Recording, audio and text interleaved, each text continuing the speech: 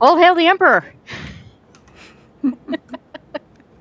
Good evening, everyone. I have to say, this is the first time I have had this many people waiting in the chat this early. So apparently people are looking forward to this discussion. In case anyone hasn't noticed, War God is running a couple minutes late, but he will be with us shortly. And in the meantime, we're going to roll along and get started. So, for anyone in the chat who might have somehow been living under a rock, I am the Eclectic Goat, and we talk about all things. This actually is the first time I think I have ever done an episode that was about something fairly mainstream. Normally, my entire life is talking about television shows and games nobody's ever heard of. But I had a lot of requests for this.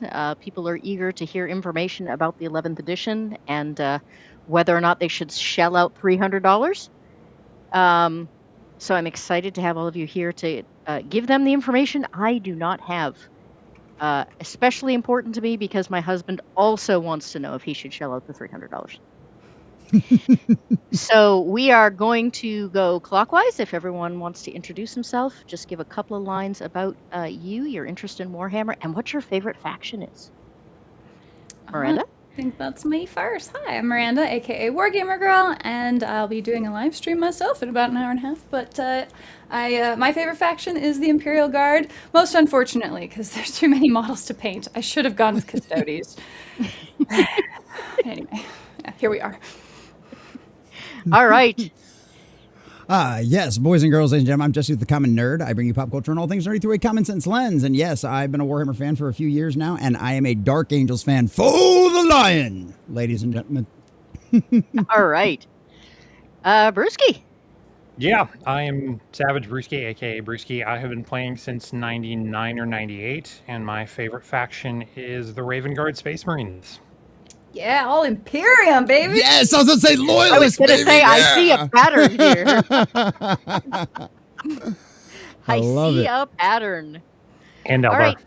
right. Just want to say a quick hello to the chat.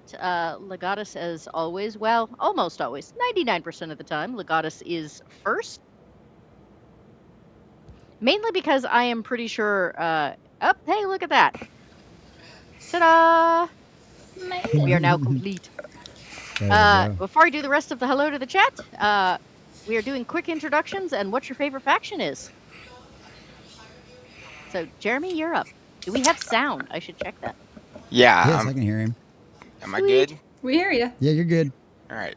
We got I'm Jeremy. I've been involved in miniature wargaming most of my life, and Warhammer specifically since like 2001. Favorite faction currently is Khorne. I knew we were going to get one. I know. It's always... Well, I could have said Tau. Everyone would hate me for that too. Oh, well, that's true. I mean, I respect Khorne more than I respect the Tau, to be completely fair. So I heard an amazing thing recently. It was a meme. It was like, Tau is like the Nickelback of wargaming. Like, everyone hates them. You can't really explain why.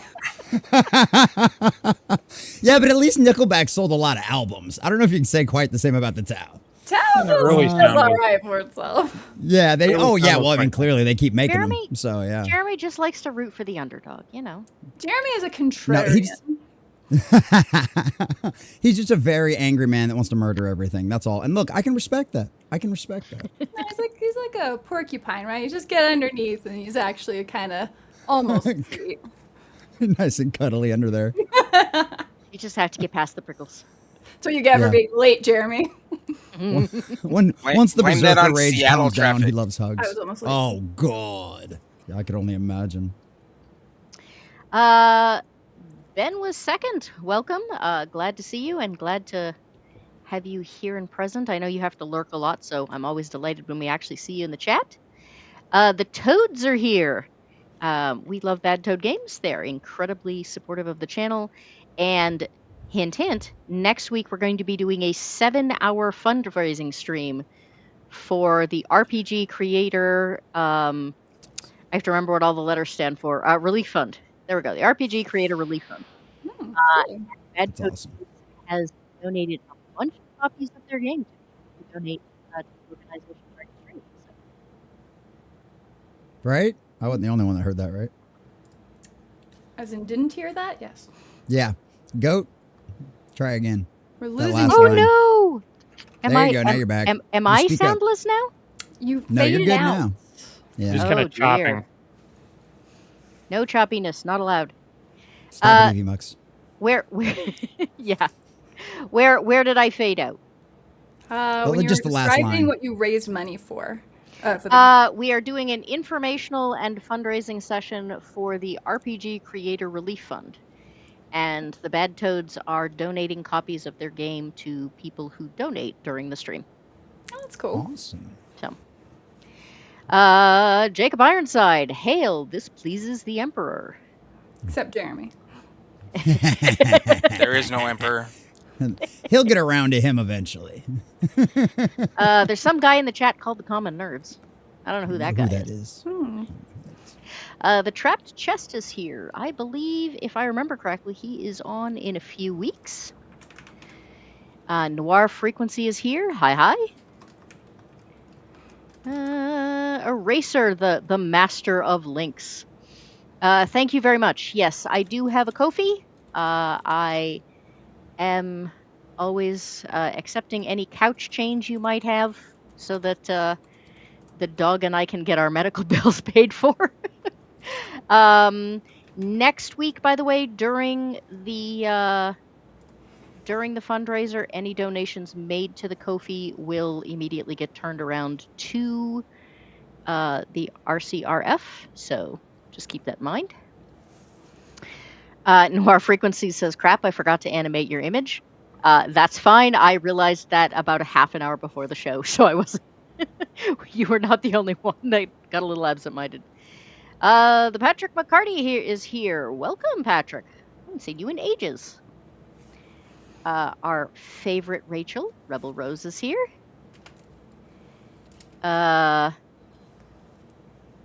Is this like 11Z's? What? What? That's right before lunch. He knows about second breakfast. No. Pep. Yeah, I know, I'm just thank you. confused. I wasn't the only one. You weren't the only one. Trap Jess says, only $300? That seems low for a minis game. Must be the down payment. Well, we'll get into that. I love it. We have more Imperial Guard fans. Yes. Paul Knox says, evening all. Paul, I think you might be new here, so extra special welcome. Paul's my buddy. He's my moderator, actually. Sweet. Helps keep me in line. Miranda's keeping him up late anyways. It's true. He's out in England right now, so it's in the wee hours of the morning. Let me tell you, I have a lot of guests that come on from England. I'm convinced that like everyone there just doesn't sleep. Like that is the only thing. I had one person who got really, I didn't realize they were from England, and they asked them to come on the show, and they got really upset about, like they got mad at me. They're like, you know, that's midnight my time. You can't expect me to show up for 2 hours. Like, that's too much to ask of any guest. And I was like, okay, first of all, I didn't know you were in the UK. And second of all, I would say a good quarter of my guests are usually from the UK. So, well, I think what a lot of that ends up coming down to is if they're going to stream, the majority of the audience is in the United States for YouTube and for most of the streaming platforms. Let's just be completely honest, right? Most of the support comes from the US. So if you're going to stream, you have to stream during our times. You know, you're either going to stream first thing in the morning for us, or you're going to stream in the evening and you're going to be up till 4 o'clock in the morning. I had a buddy of mine, Jack. He literally was up. He was like, I think the sun's starting to come up over the window. I'm like, go to bed, Jack. well, and then there's Enzo, who starts streaming at 11 o'clock at night and runs until 8 in the morning. And like he knows he's halfway through his show when the UK people start coming in. That's not a bad way to do it. And he gets a ton of views too. I'm like, apparently his entire audience are just all of the insomniacs worldwide. We have Shale Kitty. Also, I think new. Welcome. My people coming to help support. Also from Miranda's stream. That's awesome. We love seeing new people. Yeah. Hopefully we will keep you entertained enough that, you know, you'll want to stick around. Next we'll see the Chronic Toast. I mean, might Chronic- hit the subscribe He's button. not- while Do you you're here actually just for have the- a chronic toast in your audience? I do. In fact, I've met him. He comes to the hall. He helps run our bolt action campaign. He's a really awesome guy. I love that That's dope. name. And to go with the chronic toast, we have Squishy Banana. Oh, that one's new. Welcome, love it. Squishy Banana. Banana does makes video games, and I frequently get to nice. like watch the updates of. Eraser That's says, what I "How dare like. you interfere with my sleep schedule?" Eraser, you don't have a sleep schedule. You're like, We can't interfere if it doesn't exist. Jacob says Exactly. his favorite are Space Wolves. Hey, I can respect a puppy. Yeah, Space Wolves are solid. All the Viking theme. As of what, the know. last 10 years? Prior to that, it wasn't really the case, but What? They've been Wow. Viking themed since 5th edition. did they? Is it that old? Yeah. Yeah, when the Horus Heresy books started coming around to the wolves, yeah. Okay, so we're gonna start to find out how much range we have here. We have lots of Imperial, obviously. Has anybody played any other factions that are not Imperial based? I've played every faction.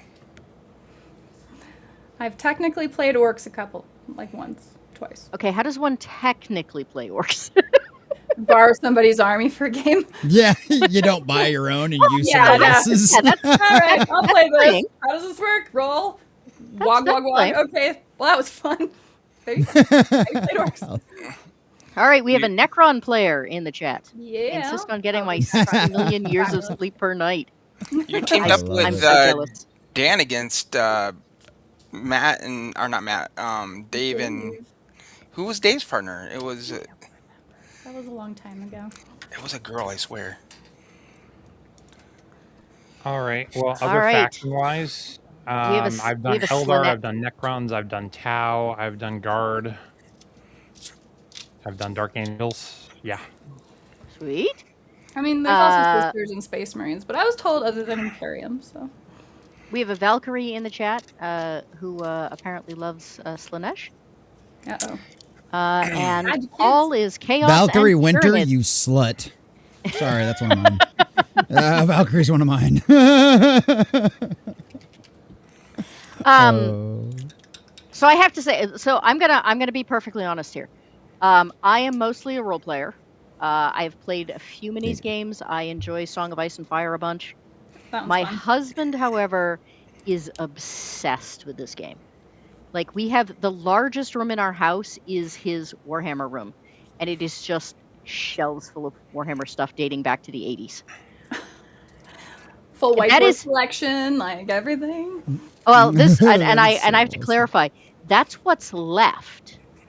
The entire like half of like the second story of his parents' house were boxes of like 80s material. That when we got married, the first thing she said was, "Okay, I want my sewing room back now." So out it goes. We put the down payment on this house with that Wow. Yeah. There you go. with Wow. that the stuff in that room. So he's a yeah, fan. especially stuff going back that far, because that stuff's worth a lot these days. If it's in good condition, wow, that's awesome. That is That's wild. insane. Well, see, I this can't is- say- yeah, that's. Why isn't he on this show? Right? So, well, because the last few years he's kind of backed off some because they're now coming out so quickly. Yeah. And he already has so much of it that getting people to play, because by the time people get their armies and they get them painted and they get them on the table, like there's new stuff coming out.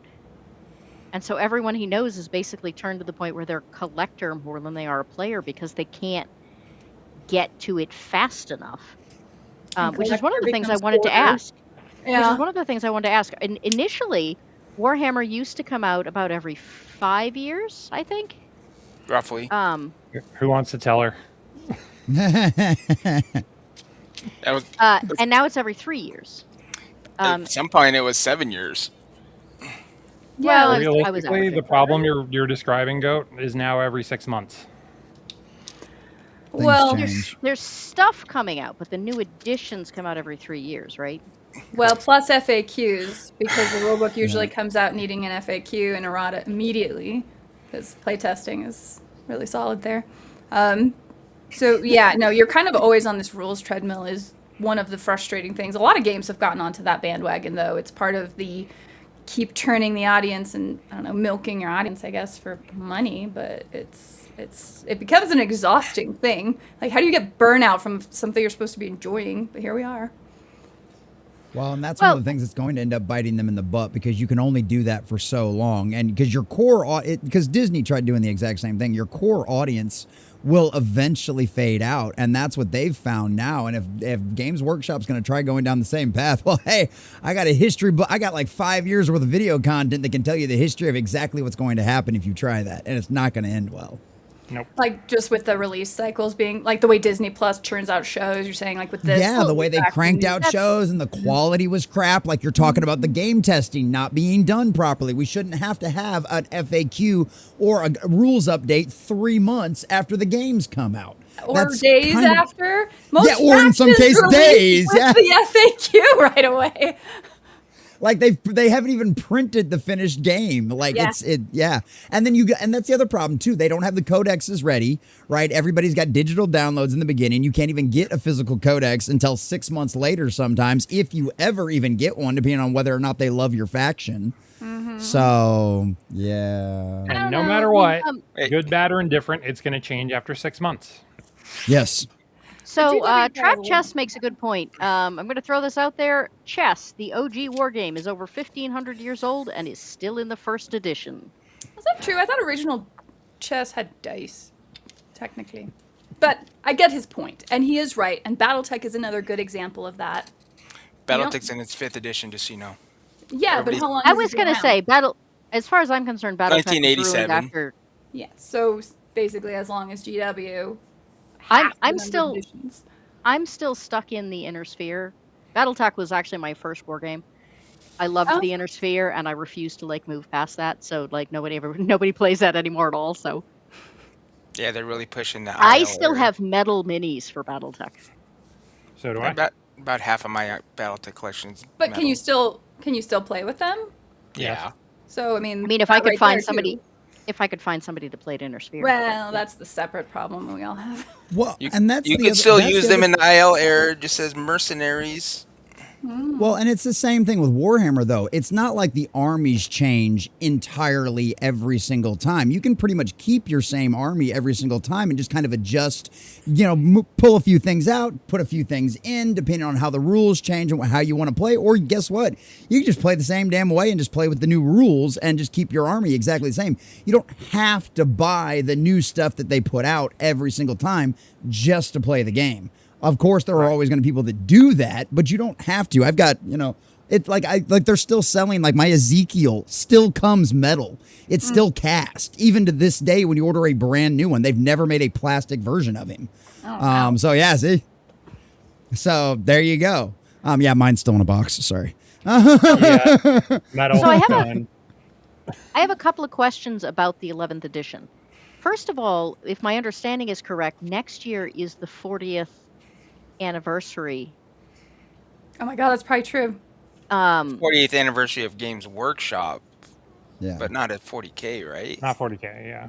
No, not Rogue, 40. Well- Rogue Trader would have Rogue came Trader out came first. Yeah. in 1988, maybe 1987. Well, I'm wondering, did they shoot themselves If they in the came foot? out in 1987, it would be 40 years. I'm wondering if they shot themselves in the foot because, first of all, you'd think they'd go for the anniversary, special edition thing and, capitalize on that. And second of all, it really feels like people are getting tired of Games Workshop turning out so much stuff and Magic the Gathering's running into the same issue. There's just this fatigue with the constant releases. So did they shoot themselves in the foot by not putting it off for a year? I don't. At least. Probably not overall. They've got a pretty banging tournament scene. They've been expanding into the narrative section and relying on a lot of the community to help do that for them. But there's, books are still getting produced and people who love the lore continue to love the lore.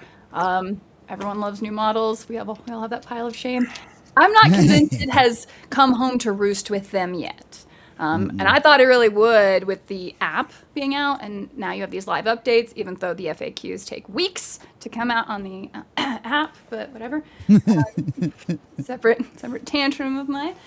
But I mean, they just recently upped the price. I just got my notice that Warhammer Plus is going up to $75 for the yearly subscription from like $60. And I need to cancel that. And then they pulled the Baneblade off just to raise the price. I mean, GW, and this was told to me by Gav Thorpe, who used to write for them. Nobody can do what GW does. Only GW can do what GW does. And they can pull stuff down, put it back up with a new price, $40 sprue on the side for your new Baneblades, raising the Warhammer subscription. They have such a massive staying power based on their presence in the wargaming space, and I think the fact that they just have some really dedicated fans who are gonna put up with this for a long time. Now, to Common Nerd's point, yes, the Disney Plus thing definitely wore down on people, but I don't think they're quite there yet. Even with the Custodes drama, like most people kind of brush by it. Well, and that was one of the things that, because that's the problem is they're not, and even then with Disney, I mean, if you really think about it, if you really want to go back in Disney's history, it took them 20 years to really get to the point they're at now. Right. Yeah. And obviously everything escalated and kind of advanced a lot faster in the last 5 to 10 years. And you kind of saw that. But it's a lot of that. All that stuff was sitting around lurking for a long time. I'm not saying it's going to take Games Workshop 20 years to turn things to I guess, as far as what Gamer Girl's talking about or War Gamer's talking about, it's one of those situations where, that stuff's probably not going to change until people just stop buying things. And that's going to be a while because you've got people that are just going to only buy stuff for their faction, right? And so unless they're releasing stuff for every single faction all of the time, you're only ever burning out a certain portion of your audience at any time, right? Mm-hmm. And of course, the collectors are going to collect no matter what. Those are the guys with the disposable income. Like I know some of the guys down here, a lot of the guys down here are oil refinery guys, right? Those guys got disposable income. You know what I mean? That's not going to bug them one bit. But the problem is they're also trying to see, it feels like Games Workshop's also trying to expand and bring in new players. And that's the problem if you're because they had I think a lot of the things that they announced at the big thingy that they had at the first of the month or whenever it was, they've got a lot of introductory kits now, right? Like new people kits. Like you've got, hey, here's your first model and a painting kit that comes with it. Hey, here's this little box of this that you can do this with. And it's like all this introductory stuff. And that, right, if they're doing stuff like that, that means there's already signs that their core audience is having fatigue. You don't do stuff like that if your basic bottom line is all still doing absolutely fine. Now, the problem is if they are expanding out into a brand new audience, they're trying to bring more people in. That's also a good thing, I think, as far as any hobby is concerned. But once they come in and they see what they're doing, that's going to be a problem. So it just depends on how quickly they turn around. And I think the one thing the Games Workshop is going to turn them around is with the model stuff, like the Custodes thing. I'm glad you brought that up. Guess what? When was the last time, outside of some of the stuff in their television shows that's behind a paywall, when was the last time anybody brought up the female Custodes stuff? Officially? I have no idea. It's been real quiet since all of that stuff happened. There was reports that those models did not sell very well at all. Well, they pulled all the boxes and then reboxed them again. Yeah, I was going to say, let's talk about the Baneblade, because there's several people in the chat that are talking about it, and it was about $100 mini, and now it's almost $200 for the new edition. I think the price increase was around $40, something like that. It was like $140. I don't know. It would have been $115 before they pulled it. $115? Oh wow. Okay. Yeah. Well, now it's like $180. And it's, correct me if I'm wrong, minus one of the sprues. Yeah. You have to buy a separate $40 sprue for the sponson, I believe. And you always had to buy the second sponson. The first sponson always came with it. I don't know. Apparently, there's another sprue out on it. Regardless, the price has gone up. I mean, the price of everything has gone up, but some of the price increases were a little more than others. I was watching some videos on Discourse Minis, aka Dungeons and Discourse. Oh. And she is from Ireland, and apparently it is up to $200 I don't know, pounds, euros, whatever the heck they use there. So it's almost doubled there, which is weird because they're closer. She'll be in euros. Yeah. But you'd think there'd be less of a shipping issue there. It's not going to be the shipping issue for them. That's still...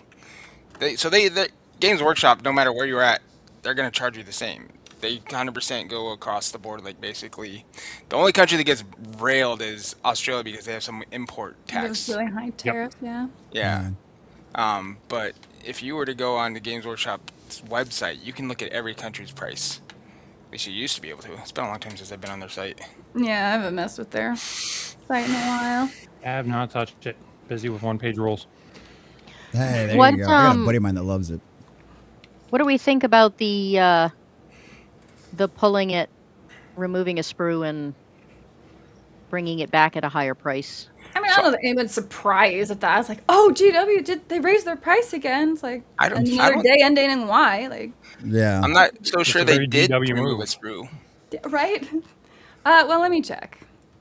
Because you always had to buy the second sponsoon separate. And I'm pretty sure you can't take the first sponsoon off of the kit. It's like literally a part of the kit. I don't think you did have to buy it second, because I've heard from several people that they're very... I have like 5 Bane Blades, and I don't have second sponsoons for any of them, because I never bothered to buy them. Huh. I know There you go. several people that are very upset about the fact that they're now going to have to buy second ones. So. Yeah. Well, a lot of people sometimes Hello, read Rio. a headline, and I mean, it's like if you people do catchy headlines all the time, and I don't know. I mean, We don't have any clickbait in this hobby. No, not at all. That would never happen, ever. I've never occasionally done a news video that might have been a little... No, I'm just kidding. No. Yeah, so the I sponsoon... call it, it's a catchy headline. You definitely still get a sponsoon in the $200... It is $200 in America now. So it went up roughly $75, $80 would be my guess. Yeah. You still get one sponsoon. If you want to make a second sponsoon, you have to pay $35 for that. Well, it gives you a ton of extra bits that you never would need sponsor either. used to be in there, but I don't know. You have more Bane Blades than I do, so. At one point, maybe they put it in there for a little bit, but they definitely didn't when I bought all mine. I bought them when they were $89. Oh, well, you were getting them a while ago then. Yeah, 7th edition. Yeah. Between 6th and 7th edition is when I got most of mine. When it was just the Bane Blade kit, you had to buy each of the kits separate. You couldn't even buy the Bane Blade with the parts to make the Storm Hammer and all the other ones. So when they reboxed it there from the Bane Blade kit to the others, this is when it went up from like $89 to $115. And then pretty much every year after that, it always goes up like $3 or $4 because they always do a June price increase. Mm-hmm. Every year, for as long as I've been in the hobby, there's been a June price increase. Yeah. I don't think people are surprised about the price increase. I think people are surprised about $80, $75, $80 is a lot of an increase for a single. Especially since you were saying, in 7th edition, you were paying $89. So the increase is almost as much as the original price back then. I was also buying rhinos for $30 back then. Yeah, the value of money was a little different back then. Yeah, I was going to say, there might have been something called inflation that really drastically went up in the last 5 to 6 years. Yeah. Well, true, but we're talking 3 years since the last... When did they actually remove the Bane Blades? Like a couple weeks ago? End of June, beginning of July. Yeah, so this just happened. Yeah, this is the most recent drama, I guess, with it. Mm-hmm. But, it is what it is. Bane Blades are still cool. People are going to buy them. GW only knows ever that. going to use one. I imagine they put inordinate amounts of effort into, identifying exactly how much they can extract from, customers. Mm-hmm. You're seeing that even outside of the wargaming space. I've been watching dynamic pricing in grocery stores. To think GW would be in on that is absurd. Well, it's kind of why I'm wondering, actually, is because, I did my grocery shopping this afternoon, and the end total was terrible. Yeah. And I did not buy very much. And I looked at it and thought, man, that's half a mortgage payment. Jesus. So I'm, yeah, and it's like me and my husband, and that's it. And we raise our own chickens, and we have our own garden. So this gives you an idea how few groceries I bought. So man, that doesn't. I don't know. I guess things really are a lot different in South Texas, because that boggles my mind. Because yeah, I've got 6 kids and we don't spend money like that at the grocery store. So yeah, I don't know. I guess everything's a little different depending on where you're at. Yeah, I mean, I can remember Holy when I cow. was a kid, my mother would shop for 4 people for a month on $200. Yeah. Wow. Yeah. Well, you definitely ain't gonna do that anymore. Not by a long shot. And now it's $200 for my husband and I a week. Yeah. Well, and it's like, and things have significant. I mean, there's no doubt about that. We've seen the price increases. Price of eggs got up to like $6 at one point. So it's one of them situations where it is. But I mean, that is kind of yeah, a lot of that was influence artificial. kind of stuff. Like Artificial. burning down and shit. So. Because they murdered a bunch of chickens, yeah. Yeah. Yeah, or nothing to do with. I'm sure that didn't have any effect on anything. But I mean, to tie it back to Games Workshop, though, I mean, that is one of the things we're kind of seeing across the board. But the problem is the companies are definitely pushing. They're using it as an excuse to go much farther than what it would just be normal market adjustments.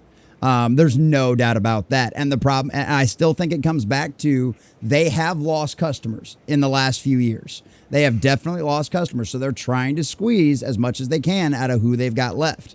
And also trying to bring in other people at the exact same time. And yeah, they've done market calculations, but Disney did a lot of market calculations too, or at least they said they did. No, well, yeah. I think, again, like if it does eventually fall down for GW, it will be precipitous and catastrophic, likely, but they're just not there yet, right? And I think they'll turn around before they get that far. I don't think they'll ever do that because at the end of the day, the thing that drives Games Workshop above anything else is the mini sales, right? Mm-hmm. If a mini sells really well, you get more lore. If a mini, if a certain faction sells a lot, you get more books on that faction. If a faction doesn't sell as well, you don't get as many books on that faction, So all of that stuff kind of goes. So if the models don't sell, if they try to do something and the models don't sell, well, they'll just throw their hands up and walk away, because otherwise they'll lose their company. And I think Games Workshop likes money more than they like the nonsense. Well, that's why you saw that shift, particularly in, I think, 9th, where the 6-month updates became a thing, and all of a sudden you had all the tournament players and all of the competitive players were suddenly the focus, and this was no longer a beer and pretzels game that you just pick up at home. And that was my primary gripe with it. I didn't like the fact that I can't just buy a book and it lasts me 5 years, and everything I need to make my army list is right in the book. And yeah, maybe something comes out every year, every 2 years, the old chapter approved, where it's like, okay, good, literally cut this out and paste it in your codex, because it's just one little corrected thing. And no, but look at that as a model. And of course, they're going to make money on it. But now you've gone, okay, good. Every 6 months, cool. We looked at what dominated in the tournaments, and we nerfed some of that and dialed that back. And then we looked at what was bottom of the barrel, because let's face it, that's not selling either. Yeah. And said, oh, good. We're going to take this army. We're going to take Sisters, or we're going to take the Guard, or we're going to take the Dark Eldar Drukhari, and we're going to suddenly give them a little boost. We're going to give them a little uppies. And all of a sudden people are buying more of those. So all that stock that they built and sits on the shelves is going to move. It's just a point of, what do we need to make more popular in terms of the game? And then everyone wants to buy that. That became my instant problem with it, and that's why I'm sitting here painting 3D printed miniatures and one-page rules. That's really it. I just was tired of every 6 months having to redo from the ground up every army I wanted to play. Well, and I have to be completely honest. I that's the reason why I haven't learned to play. I have a bunch of models, and I'm going to teach my kids probably like Kill Team or something like that, because that stuff doesn't seem to change too terribly much. But if I have to, I will stick to one-page rules, because it's or I'll just stick to the one Kill Team box I've got, because I'm playing it at my house with my kids, and that's the only thing I'm concerned about with it for most part anyway. And that is going to be a problem going forward because the tournament scene is is a select group of individuals. And like you brought up, the miniatures and stuff like that, that's become a hobby for certain people. That's all they do now is just collect and paint, because there's no point in trying to play the game because the rules are going to change in 6 months or in a week or when it comes out. You know, and that's the reason why I haven't bothered to even try learning to play, because of that exact problem. And I think that's going to be, they're not going to bring new people in if they're going to do that, and they concentrate on that tournament scene so long. It's just like concentrating on your high rollers. It only lasts for so long. It was a problem with War Machine. And 3D printer does go brrr. Well, it does, but also you may have noticed, not to interrupt you, Galactic Goat, but one thing I've noticed more recently on YouTube trending are people playing like 2nd edition or 4th edition 40K. Like people are playing old dead rule sets precisely because they don't change, and you can just enjoy that at your own pace. I mean, this is why when I'm doing video games, I stream like Diablo. Like everyone else is streaming whatever the newest like game is that everyone's crazy about. I'm like, no, I don't like those. I'm just gonna go back and like play all the retro stuff I played in high school. Yeah. Paul Knox says super glue is really high over here. $11 for proper brand and other hobby costs. Is paint the same? It seems Well, like just paint costs are also. depends on where you're buying your paint. If you're getting Games Workshop paint, you're paying like $7 for a pot. You can buy something like huge miniatures. They're like $3.50, maybe $4. Vallejo's like really hard to get a hold of right now. Something with their American distributor. Oh, really? Yeah. P3's come back, and then we've got, of course, Monument Paints and Duncan's 2 coats, and Size is really not a problem. You're getting pretty much the same thing no matter what. Here's Army Painter, huge miniatures, and Reaper over here, and they're all basically the same size bottle. Roughly the same, just depends on shipping, where you're getting it from. So Bad Toad Games says over the last few years they've been branching out into more digital games or TV as feedback loop into the models. I'm sort of wondering too, are they really banking right now on this upcoming Amazon show and the number of people that are getting interested because Henry Cavill? Nope. Yes. I don't know. No, I don't think so. No. And I only say that because GW has always been really liberal with their license, right? I mean, there's the power washing game for 40K. Video games have been a huge boon for helping keep people anchored into their hobby, but I don't even know if Warhammer Plus, like the animations, meant all that much to people. I would be surprised if the Amazon show went that gangbusters, especially again because people like Henry Cavill more than they like GW right now, you know, as far as personalities go, and just feels like they're screwing them over. So let me speak from the outside perspective instead of somebody that's been neck deep in fucking Games Workshop for 20 years. No. They are banking on it, bringing a lot of new people in because Henry Cavill is a known quantity in the nerd sphere, and he's also respected among Games Workshop fans as well. That guy is a known quantity among nerds. Nerds trust him, and if that guy says, "Hey, come check this out," we're gonna go check it out. And that's what Amazon's banking on, and that is what Warhammer 40K is banking on, because I think their core audience they've drained dry. We've got a bunch of people on this. We've got 2 out of the 3 people on this channel that are on this show that have been in the gaming sphere playing this for a long time. 2 out of the 3 aren't even playing the new games anymore because, I mean, why bother with a lot of this kind of stuff? So that's your old school hardcore audience that's been doing this for a long time, you know, since they were kids. So they are banking on bringing new people in. They are hoping that. That's the same thing with all them starter kits that they announced this summer. It's the same reason why Space Marine 3 is getting fast-tracked right now, and that company is hardly working on anything else other than that. That's why updates are coming out regularly for that game. That's why Darktide just got a brand new update for all that stuff. They are trying to use all of that as a pipeline to feed people back into the minis. Dawn of War 4. Yeah. There you go. Okay. But I know people that took an interest in Warhammer, like, because Henry Cavill mentioned he played it. They'd never even heard of the game before. Yep. So I sort of wonder. I don't really think the Amazon series is necessarily going to get a lot of attention. Right, but it's like Henry's the involved. Witcher books, I think, like the sales picked up because Henry Cavill was the Witcher, and Yeah. everybody thinks he's hot. If you look at the YouTube channel's metrics, all of them saw a massive bump in their lore videos when Amazon and Henry Cavill got announced in that series. They saw massive influxes of new subscribers. How many of them actually stuck around, I don't know, but all of them saw massive influxes from that stuff. I could see it being a big boon for 40K lore, like going and reading the books. but I don't know. Getting people into this hobby, like, this is a crunchy hobby. It's not like you can just, pick it up and, oh, now I'm just at the game store every week because, that was so easy No. to integrate into my schedule. Like, it actually takes a lot of effort. And, I mean, as wonderful as Henry Cavill is, and, we follow his Instagram, you see him painting his minis and everybody's going nuts. I would be surprised if it actually brought a lot of new players. I don't think it'll bring, like, any... Will it female bring a lot of players. kill team players? Huh?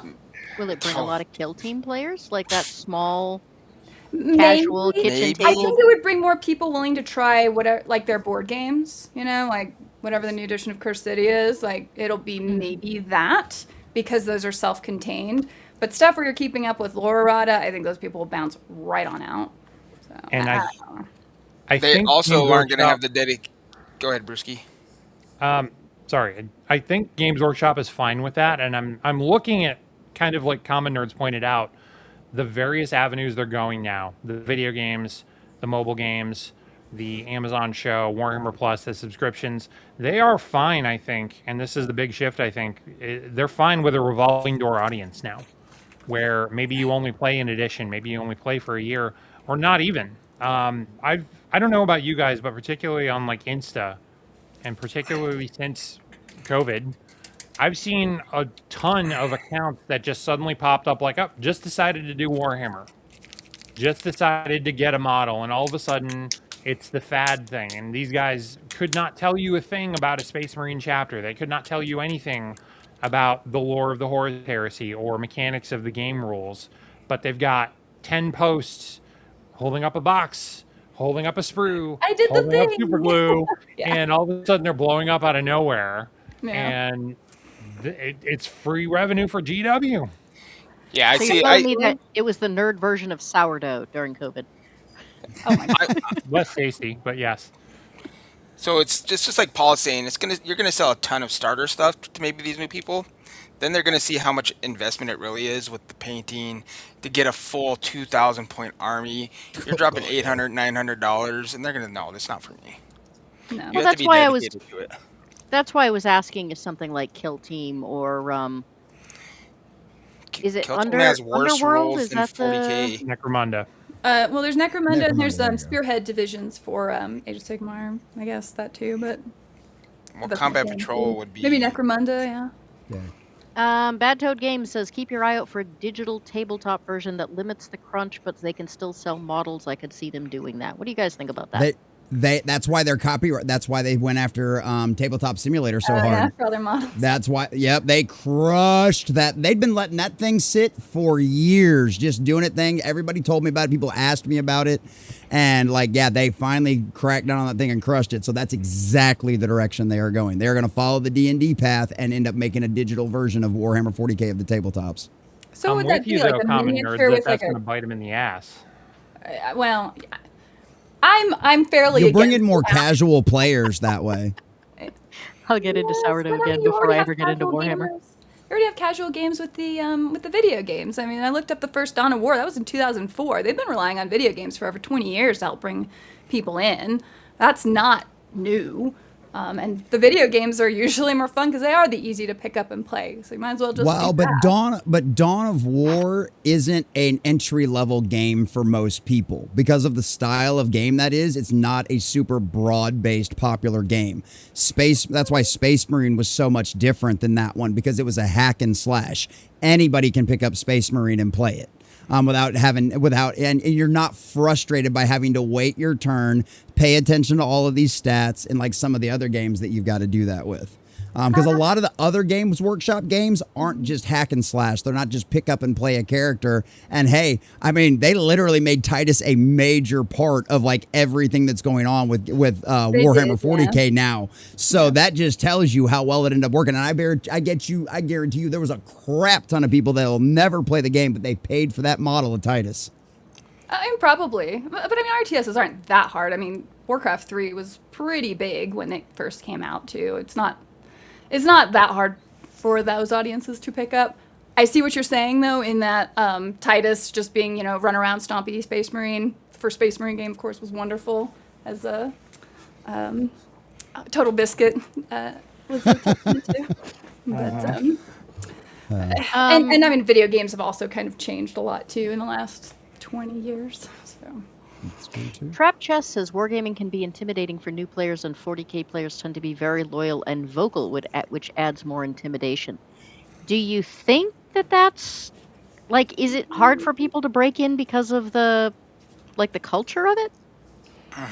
Well, our gaming Go ahead. culture's changed so much. Mm-hmm. I remember when I first got into gaming, you'd take an army, you'd go to this store, somebody would show up, and you'd play. You can't do that here anymore. You have to make plans with someone, because if you just go to the game store with your army, you're gonna sit there all day and not a single person's gonna approach you and talk to you about playing. They don't care. They want to play somebody Probably they depends know. on who's going in to do that, but yeah. I see it every day. Like everything has to go through the Discord. You set up your game through the Discord because there ain't gonna be anybody just here to play you. Maybe that's just a Washington State thing, but I kind of saw it starting to happen when I was in El Paso at MGS before we left there. I mean, we Well, just I called know that down picking up the here phone and we've got a seeing if big, Jason was like- going to the store, but yeah. Well, I know down here we've got a big like tabletop gaming hall. Essentially is what it is, and there's guys in there every night. But they've also got like beer and stuff like that, and a resin printer on hand in case you need something. Oh, wow. And a couple other things. Yeah, and that place is, I mean, it's been open for about 3 or 4 years now. It's been open since before the Games Workshop store was open down here. Because they opened up one down here, and I'll tell you right now, speaking of kind of what Goat was saying, I'm not going to lie, the guy that was running the store was a bit of a douchebag. So, Contributing yeah, factor. I could totally... Yeah. I have. Well, I'll put it this way: I bought a paint set just because I wanted to buy something and support the company because I appreciate what they're doing and like what they've created. But I haven't been back to that store since, and that's probably been about 3 years. Hamster says it's not 40k exclusively. It feels like a lot of genres and games have a portion of fans with a similar mindset. I don't know. It probably depends on area. There are 5 game stores within an hour of me. I'm very lucky. 2 of them are very Warhammer heavy. One of them is almost entirely tournaments, and people will come from like several states around to play. And the other one is far more casual. But they do have these immaculately painted armies and, you know, everything set up just so. And it can be kind of intimidating. But then there are like the, oh shoot, what's the historical one? I'm having Bolt trouble. Action, Flames of Bolt War. Action, yes, thank you. And then there's the Bolt Action group, who are absolutely happy to have people like come in. If they see somebody standing around like watching them play, they'll like bring them over and they'll like show them how everything works. And Infinity has a similar player base generally. so I mean, I guess it's depending on where.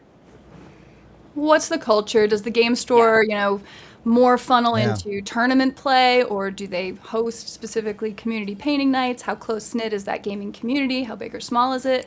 I mean, with War Machine, you watched really a sharpening of the competitive community. And so even a new player coming in would be like, oh, I've got my little starter box, I'd like to start. And somebody would immediately, without even realizing they were doing it, list hammer them and kick their teeth in and be like, welcome to the game. So, you know, again, mileage may vary. It depends a lot on the personality of the people coming. And I think that comes down to those like game store, like the community champions, right? The people who are really trying to grow their local meta. Well, those individuals tend to be what lead the personality of that meta, I think. Agreed. Yeah, see the Bolt Action people, like some of them actually keep extra armies, so you don't even have to have a starter yeah. box. Just like Right. here's my spare army. You can check it out. Welcome to Pastor. I did see you. I just haven't had a chance to say hello yet. Yes, and then there was War Machine that sadly. It is back, and it is in good hands for what it's worth, in my opinion. Steam It's Forge terrible. Games is It is unfortunately not back where I am. I am in the boonies. Yes, I have many game stores, but they're all very specialized. Mm.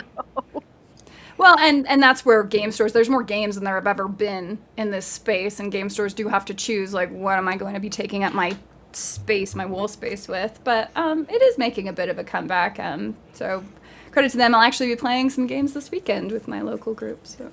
Yay! Very nice. So the other thing that caught my attention on the Discourse Minis video was the claim that the current box set is at 75% lower sales than when Leviathan came out. Whoa, really? That would be nuts. Has Well, anybody the only- heard anything about this? Do you have any theories I don't know where on she it? gets her information from, but it's sold out in my local Games Workshop store, and I have 3 of them right next to me. Yeah, I don't know. Well, again, she's on a different continent, so Well, and that's Or the other. maybe- Okay, so that information, all of that information comes from insiders. So at best, it is rumor mill stuff, because Games Workshop obviously doesn't publish their sales numbers. And at the best time you could ever even come close to estimates like that is with their quarterly earnings report. Or actually, Games Workshop isn't publicly traded, is it? It is publicly traded, and they It is just publicly did- traded. Okay. And they just did publish their quarterly earning report, and I believe that's where all this information is coming from. But I don't know if all these people understand even how to closely read it. I've seen so many people say for many years that the model and part of the hobby is dead every time that report comes out. Yeah, that's okay. Only Yeah, I for them don't- to release a brand new army the next year. I don't know that it's not an dead. I accurate do know statistic, I yeah. do know that all of the shelves at both of my local stores are still full because I have been eyeballing them in case the husband decides he needs a. I did get the new starter box. I did not get it at the Games Workshop store because $300 is ridiculous. I got it Yeah. with the discount for $250, and I was semi impressed with the orcs, The except for orc the models are fact the coolest, yeah. that they increased the base size on like every single model again. I'm like, nope, not Bigger base rebasing. sizes, 2-inch engagement, smaller mats is going to be crowded on those game tables. But you're going to die faster, or you're going to be battle shocked faster and get off the table. So It'll play so fast. Yeah, I've heard that before. Yeah, that's ever worked. yeah, Noir, speed what is stealing it? is not necessarily a thing. What is the cost near you? Do you know? The base box is $200 at all the game stores that are Games Workshop. I have 3 Games Workshop stores within 30 miles of me. Yeah, my game Then stores do have. And then I have about 5 other hobby stores, and they go 20% off. Yeah. So that turns into 10% off because of our dumb sales tax. You're getting it for what, $275-ish? Yeah, that sounds about Noir is in the UK, so I was wondering if there was a price difference. Oh, there were. Paul Knox well, I says mean, just- Leviathan was nigh impossible to get over here. Armageddon is everywhere, so they made more or didn't sell as many. Yeah, I don't remember like anybody like Leviathan sold out repeatedly crazy. at our local stores. was quick. So the actual Games Workshop store, the nearest one is 2.5 hours from me. So it's the friendly local gaming stores that are doing most of the sales. And like I said, the entire Armageddon shelf was full the last time I was in. So. But again, it probably depends on different locations. Yeah, Yeah. well, Leviathan was Tyranids versus. That's funny orcs. because in my local area, Leviathan I can still get on the shelf, like Wow. ever since it released. You can definitely get a 3D printer for that much Noir, but then that's part of why GW really wants to push the tournament scene, is that any officially sanctioned GW tournaments, if you're going to go to conventions, say, and play those, you need to have those legitimate models. My only question is, after they're painted, if it's identical to the one that comes in the box, how the hell are they even going to tell? That's A my great thing. question, yeah. Because I heard that. I'm like, after it's painted, how the hell are you going to tell? And then how are you going to tell that versus somebody who just kit bashed some stuff? Right? Well, So yeah. is kit bashing not allowed in the official tournaments now either? It has to be. You know, about 50 there's a ratio for 90% kickback. Yeah, there's a Games ratio, too. Workshop. There's a ratio, and there was an incident probably 2 years ago where they really went off the end of what was allowed and disqualified something that otherwise fit the criteria. I'm trying to remember exactly what it was, but it literally was a kit bash, and they were saying, without any way to back it up, that it was 3D printed parts. Yeah, and you are at the mercy of TOs. I mean, there have been dramas about TOs disqualifying people for, claimed rule changes or model issues, and it just comes down to that individual's judgment. So be nice to your TOs is the real lesson in that one, I think. and or My, bribe Bring them. them a Michael sandwich. is correct. It can take 2.5 hours to travel those 30 miles. It took me an hour and a half to get home today from Covington, which is right by Michael's house. I was going to say that is not the case here. It's almost all highway driving. So There's all highway driving here too. It's just that our highways go at 5 miles an hour. Yeah, I was in Seattle last week, and that was that driving's. I live in South Texas for a reason. Armageddon in the Sacramento. UK was 185 pounds on release. So that's what, Double, somewhere around basically $200? double it. No, it's like almost 2 pounds to $1 right now. No. Yep, Now this is funny because I'm looking at the various. it's like stores around me. 1.75. They don't even What carry did I the just starter say? box. 100 and something pounds? I've already forgotten. They don't- 185 pounds. 185, yeah. You say they don't carry what? My local Bruski? stores do not even bother carrying the Armageddon box. They're not even stocking it. They stock 40K. They're 185 not pounds bothering is with that one. $247. Heesh. 247. That sounds about right for a starter, for one of them crazy ass starter boxes. Huh? Yeah. That's just for the Armageddon box. You can get cheaper ones. They're gonna have the intro box, which is gonna be minus Yeah, the little walker guy and minus the land speeder, and then they'll probably be like 200. They'll take like Yeah, 'cause during $100 the off little- it. Yeah, but They do the same thing every it's a edition. Lovely rule book. Yeah, because I got it. Yeah, I got the ultimate starter kit during what was it, 11th edition for Leviathan? Was that what Yeah, it was? Or was it Leviathan. Yeah. Leviathan. I ended up getting the ultimate starter kit because I couldn't get the Leviathan kits. Okay, I was wrong. It is not quite that far. It is 73 miles to the nearest Warhammer store from me. That's still a bit of a drive. Yeah, it's about an hour and a half. When Yeah. I was in El Paso, I had to go to Albuquerque to get to the closest Oh. Warhammer store. Yeah. Oh yeah. Cross state lines and everything. Yeah, they just opened up one down here in the last few years. Yeah. Oh, you guys have the cafe, I thought, over that general direction. Probably more Austin. But Yeah, no, I'll just be honest, I'm in Corpus Christi because there's 300,000, this city's over 350,000 people. We take up the entire county. Good luck finding me. But yeah, so they just opened up one down here 3 years ago. And it's funny too, because at first it started out as a Game Workshop store and then they did the rebrand. So now it says Warhammer across the front of it, is all it says. Pretty much So- all of them are rebranded to Warhammer. I think there's only like 2 or 3 left here in Washington are still Games Workshop and not Warhammer. Even their website, you can't type Games Workshop into Google anymore and get to their website. You have to type in Warhammer. Yep. Huh. Total That's- redo. I That's assume it not right. redirects you. They didn't just release that domain Yeah. name, did they? Their domain is www.warhammer.com now. Right, but if Right, but type if you in go to Games Workshop- gamesworkshop.com, When I type Games Workshop into Google, it doesn't take me to anywhere except for the local game store. I have to type in Warhammer to find their website. Crazy. Their websites always had different weird problems. But as far as whether or not Armageddon is worth buying, I mean, do you like orcs? Do you not already have a shit ton of Space Marines?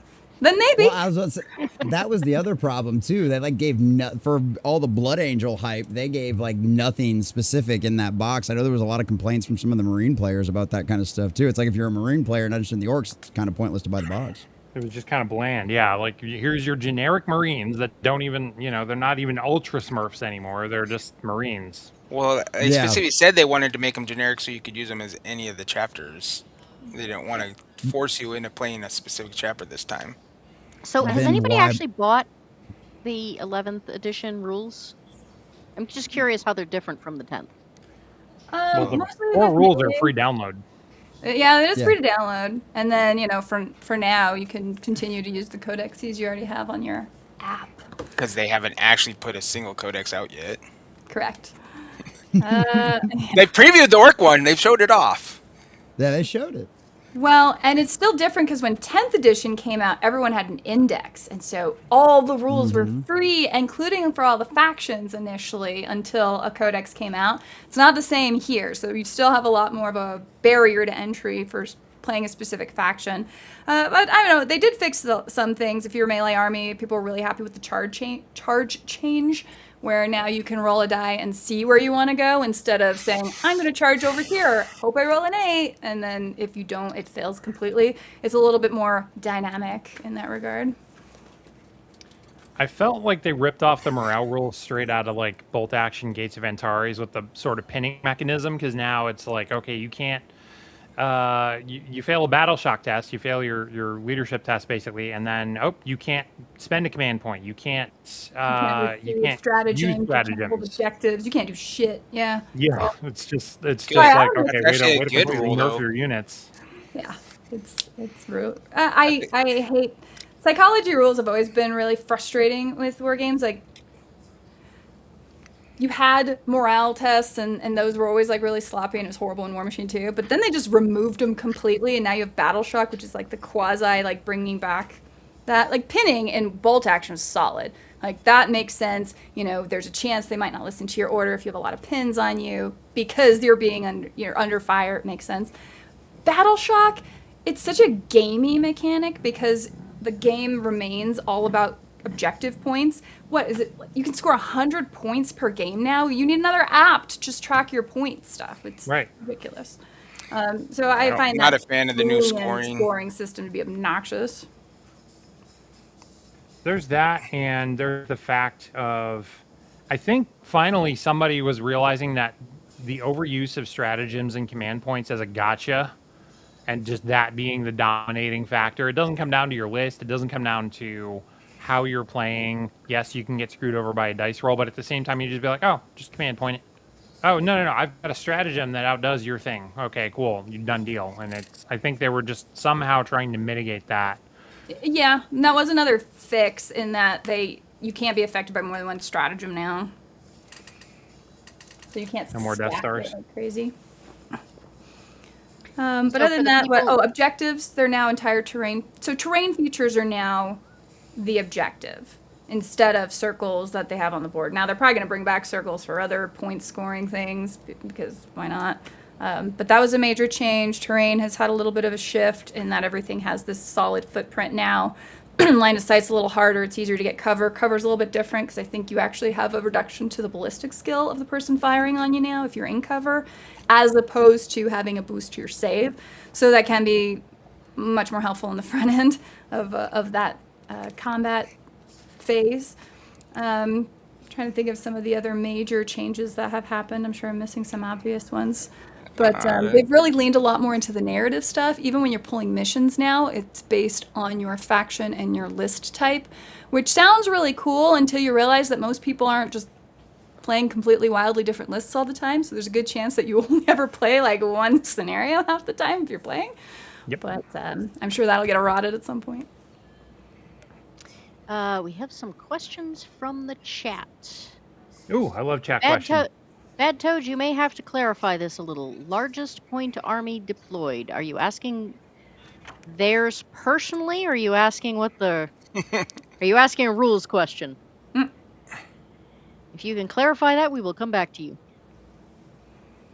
Commoner Knight, welcome. I don't think I had seen you in chat before, so let me give you a quick hello. I just found out yesterday that units that advance can't do actions even with assault weapons. And I know it sounds dumb, but I genuinely don't want to play anymore. Was there a question in there, or? Wait, I mean, that's fair. Why should they be able to? They're advancing, they're running, they're spending their action to get extra movement.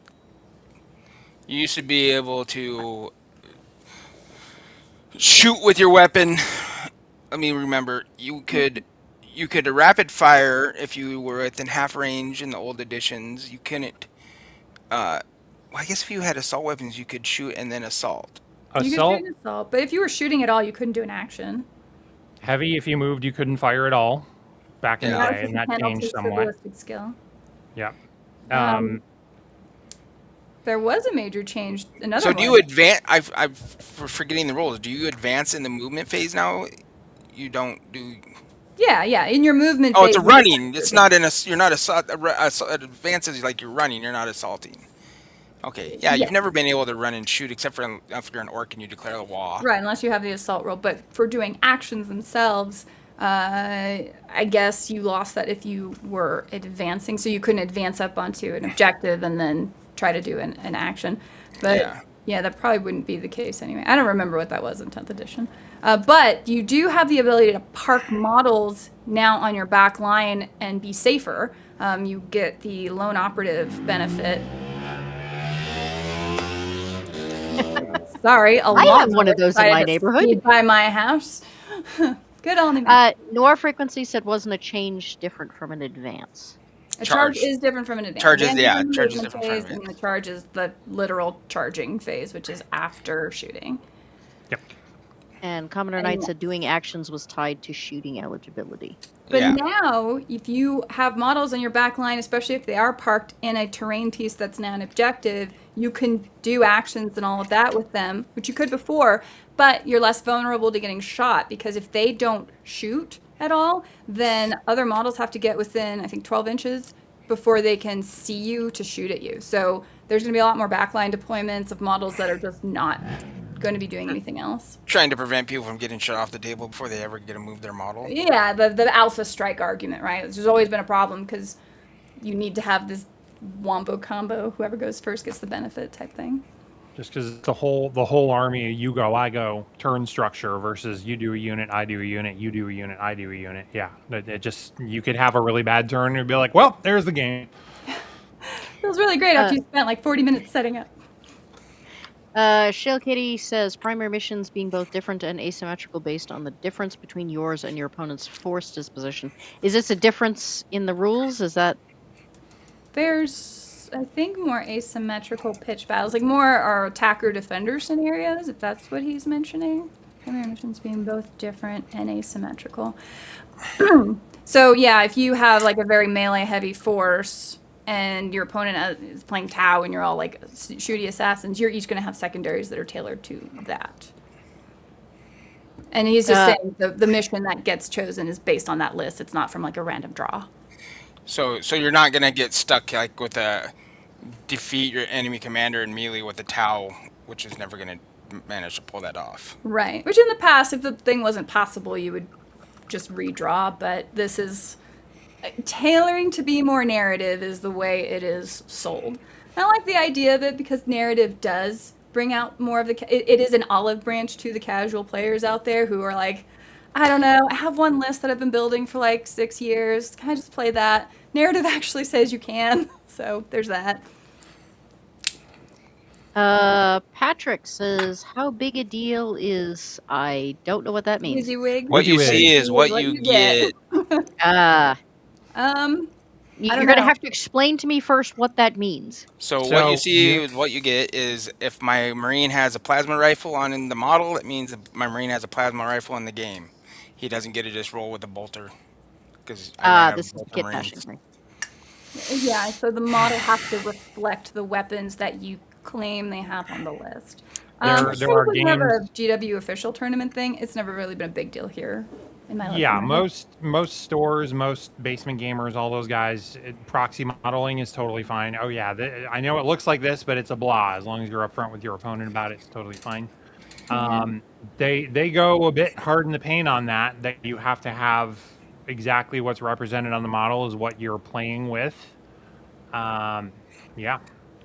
When I was running tournaments in El Paso, I had to be really strict on this because I'd have specific players that would abuse it, and they'd forget what weapons they actually had or which model represented which weapon they actually had. And, you know, they might lose their melted gunner, but then they didn't lose their melted gunner. Did they not have that on their paper list, or did they have a paper list? They would have their paper list, and they'd have a Marine with a bolter, but they didn't have a Marine with a Melta, so the Marine with the bolter would represent their Melta. And back in 4th and 5th edition, you removed models from the front as they died. So if their Melta guy was up front, he might die, but then, oh, I forgot which one is my Melta guy. So my Melta guy is all the way in the back now. Well, Melta isn't very impressive. I haven't checked it, I guess, in this new edition, but it was very disappointing in 10th edition. It's basically the same. Is it? It's like 12-inch range, strength 8, AP -2 or something like that. AP -4. It's probably AP -4, but it's the strength that really sucks. So. Yeah, it's not all that great. It has, I think it does something better against vehicles than it does infantry. I was looking at it for. In this last edition, they took GW's idea instead, so that was their back and forth. Yep. Yeah, it's all goofy. I mean, whatever, it's anachronistic, right? So I think people will be fairly happy with like new 11th edition as far as some of the rule sets go. I'm curious to see how much gets branched out with the narrative stuff, because that'll speak a lot more to the staying power of the community. Tournaments are fairly stable. I mean, there are some decent tournament scenes, right? But that's a very active audience that I think is prone to burnout, and whereas the casual players need some other reason to come out and participate. And so I want to see more with the narrative happen. We just had one actually this last weekend here in town. It was both a GT and a narrative, and they both did very well. A lot of the narrative people really liked it. I had a couple of old things starred that I then absolutely got lost in the shuffle. Original Hamster says, I love the lore of Warhammer 40k, but it's the business practices becoming a persistent obstacle. I wanted to ask, for the people who are primarily lore and collector types, are there any changes there between 10 and 11? I haven't even read that much in the 11th edition lore. If Luton's to be believed, anytime they want to make a major change, they just bring Belisarius' call out to go do it. You're not wrong on that one. Another like insert the somehow Emperor Palpatine returned meme for a Primarch whenever you want. Somehow. Oh, yeah. The Khan returned. Hey, look, I loved the Lions book, okay? That thing was absolutely awesome. I'm not complaining at all that he's back. Yeah. Shale Kitty had a couple of earlier comments. New scoring is pretty similar to 10th. Only big change is they reduced primary objective from 50 to 45 points. Yeah, but you're still counting it on tabletop battles or whatever you're using for tracking your scoring. That's not what I was looking for. And also, I maintain that 40k is a beer and pretzels game pretending to be a competitive game. Yeah, I mean, GW likes to live in the ambivalence area of like, well, maybe we are, maybe we aren't. Maybe we're a model company. Maybe we're a game company. Hey, check out our lore. Check out our models. Balance with that. Like, it's both a benefit and a curse for them, I guess. They had a grandmother that used to say, "Don't put all your eggs in one basket," and they took that very to heart. Is what you're saying. Yeah, This exactly. is true. This is true. Like we said, they diversified. They will happily cater to the influencers who literally just want to show off a paint cup. They're not. Yep. I mean, there's influencers that seem to end up on and off the bad list. Like poor Valrak is just like, he doesn't know where he is. He gets excited at a right. stiff breeze. I don't know what to say. Noir is a bit tongue-in-cheek here. Favorite 3D printer, 40k, kill team, one-page rules, which is better? The one people play. The one people play. I am curious. So I am sort of fascinated by kill team, only because I do not have the attention span, the table space, or the time for an actual full Warhammer 40k if I were ever to pick it up. How would you say that kill team compares if you're a new player? I mean, other than being smaller, is it easier to learn? Do you have to buy a new box set every 3 years? They put out a box set for Kill Team every 6 months. Oh, good lord. They just put one out for Exodites, and they're fighting. Who the heck are they fighting? They're fighting. Are they fighting? But do the rules change? No, they're not fighting Tau. They're fighting Imperial Guard, I think. They're fighting somebody. But yeah, it's Eldar. It's no Imperial armies in it. I know that. Okay. It's two. Maybe it's them and orcs. I'll look it up. But it's sold out, so good luck getting it. Right, but did the rules change? I think is more was the question. I don't even know what the rules look like right now with Kill Team, because after they changed the rules to the weird, dumb little gadgets where you did all your measuring with that, I stopped paying attention to Kill Team except for the boxes.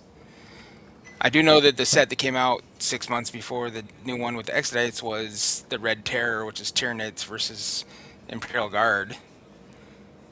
And that was a pretty cool set, but you couldn't get a hold of it. And then the one before that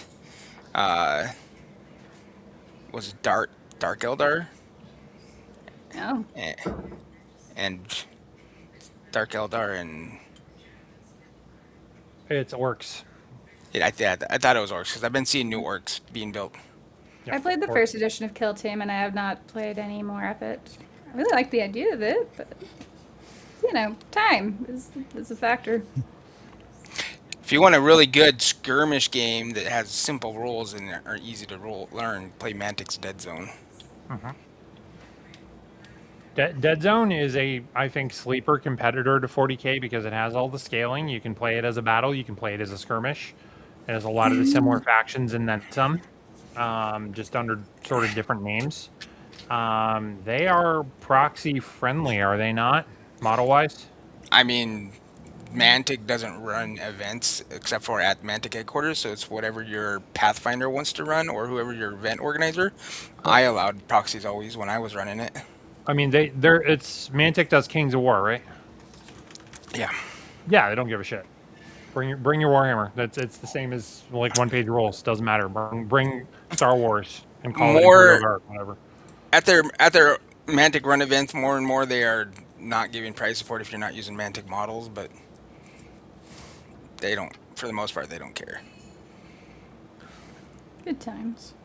Yeah, I don't know. I'm sure for Kill Team, it's probably just fine. Combat Patrol, Kill Team, and the box sets. I mean, but I don't see tournaments for that stuff quite so much as I do for 40K, which is the reason. Like, it's part of what helps pull people out into the game stores is having an event. So I don't really see a lot of Kill Team events locally.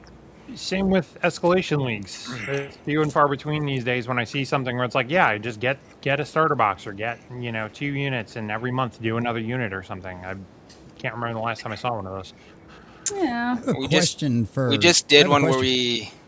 we did a Combat Patrol starter box, and then you had to go a new box every month. It gets expensive because $160 for a Combat Patrol, and then next month you have to pay $60 for a new box of Space Marines, or $75 for, I even forget what the heck they're called. The grav gun guys, Oh. I don't know. Centurions, Probably. aggressors. Interceptors, Marines. Reavers, I don't know. But yeah, um, it gets expensive real fast. It does, but one of the things, and this is again where 40K can do what it does, unlike anyone else, is you get burned out and tired or sick of their edition. You're like, screw 11th edition, I'm not going to play, but I'll still go play some Dawn of War. Dawn of War 4 is coming out. Did you see that? Oh my god, did you see the new book that's coming out? I'm going to sit and read that. You can be in the game world at any level, like at a very, very easy entry level, or to the most expensive level of like playing and doing all the tournament stuff. So even though people will get burned out, I don't think they stay burned out. I think they kind of go recede into like lore and hobbying stuff and then come back around and like, all right, I'll try this edition. So maybe 11th is popping off isn't popping off as well as say 10th did, but I don't think those players are gone forever. And I don't think so anyway. Maybe. I know One Page Rules has gotten a decent market share, but it's really hard to compete with that longevity. They're picking it up. They literally just debuted a new starter box set too. Well, Another and they have plastic that. one. Go ahead. I was saying it was another plastic one, right, Bruski? With the Eternal Dynasty and Alien Hives. Yep. yeah, which is their version of Tau and Tyranids, basically. But they also had that big battle across worlds or whatever, where they actually got collaboration from a bunch of game companies Yep. to have rules for them. So Yeah. I mean, they're playing it smart by kind of being the other guys. Let's see where that goes. But They they're did changing their that. rule sets too, aren't they? They what? Don't they update their rule sets periodically? Yeah.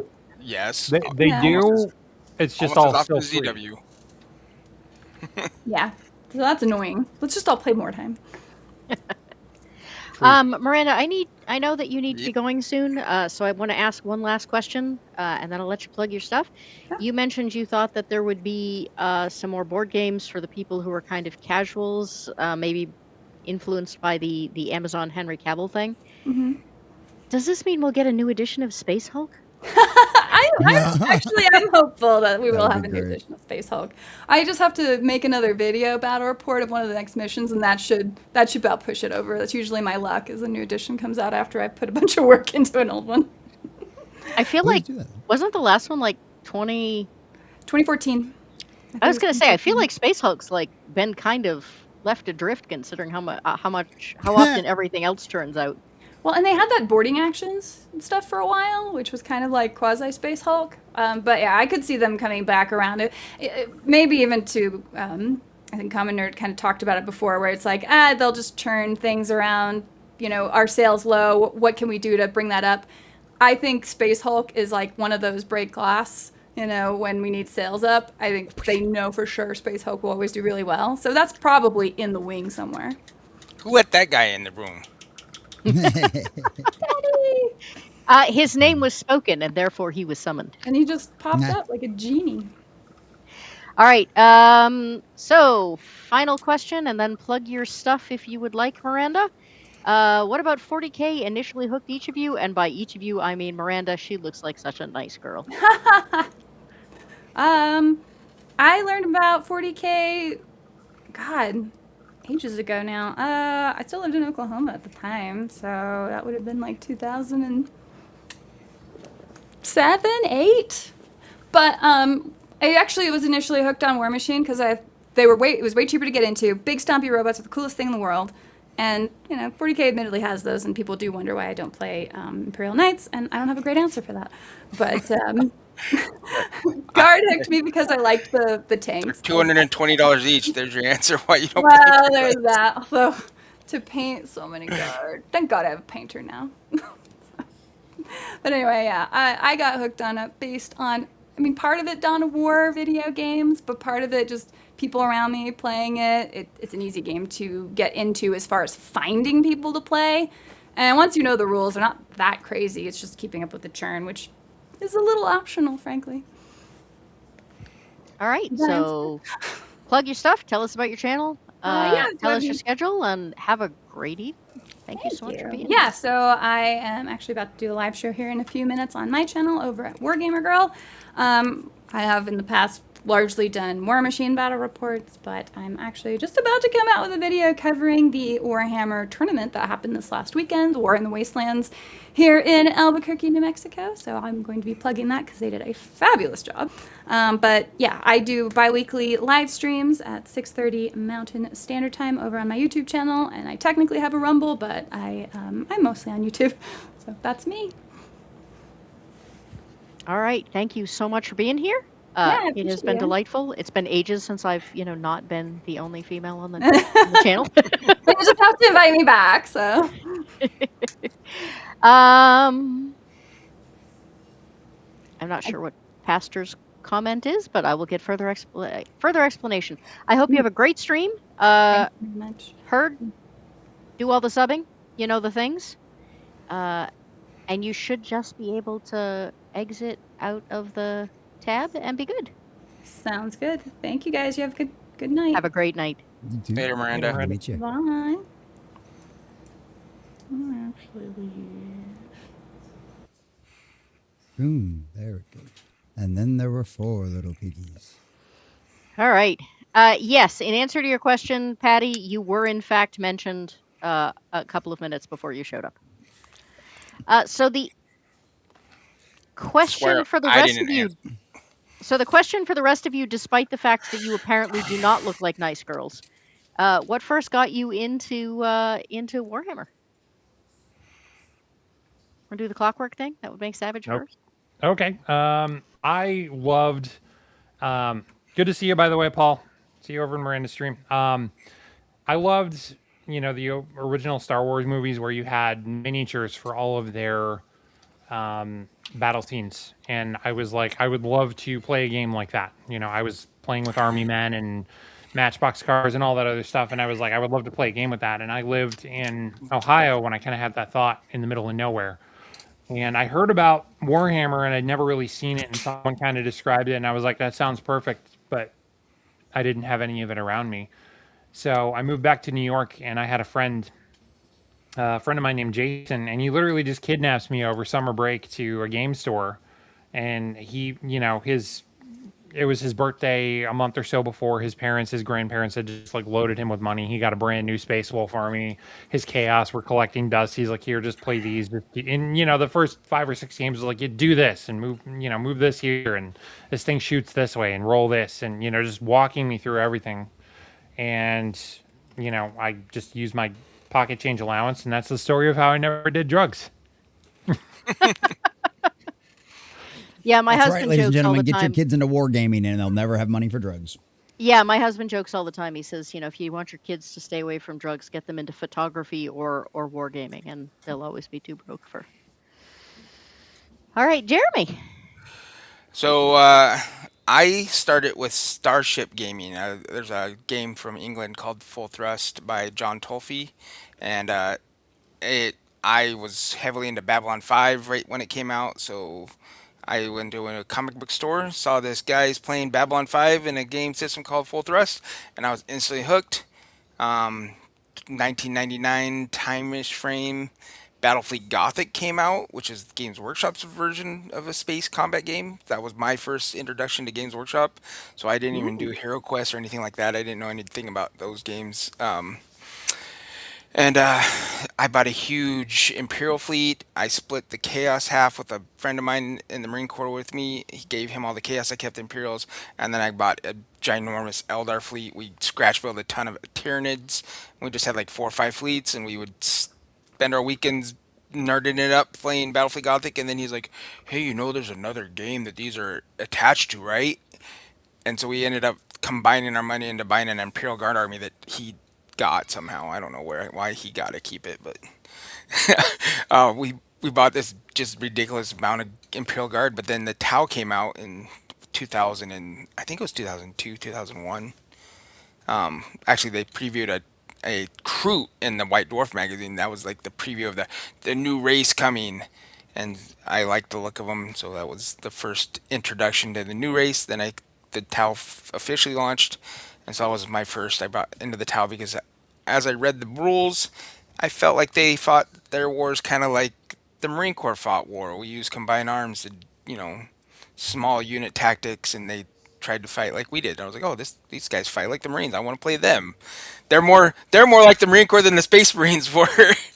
And so I got into the Tau. Then in 2007, Apocalypse dropped, and I went heavy into Apocalypse. So I mentioned having like 7 Bane Blades. That's why we have 7 Bane Blades, because me and my younger brother, we got big into Apocalypse, and he went Imperial Guard. I went Tau. I have like 22 uh, Hammerhead gunships, about 9 Devilfish. I have over 55 battle suits.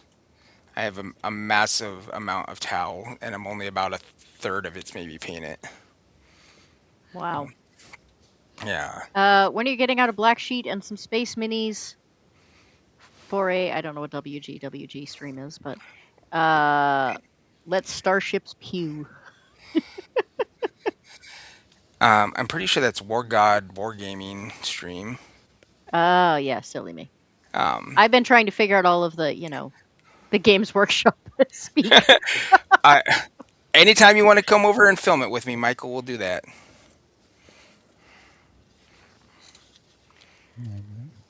All right, sounds like a promise to me. Yeah. And we have another. I'd watch that. So. There you go.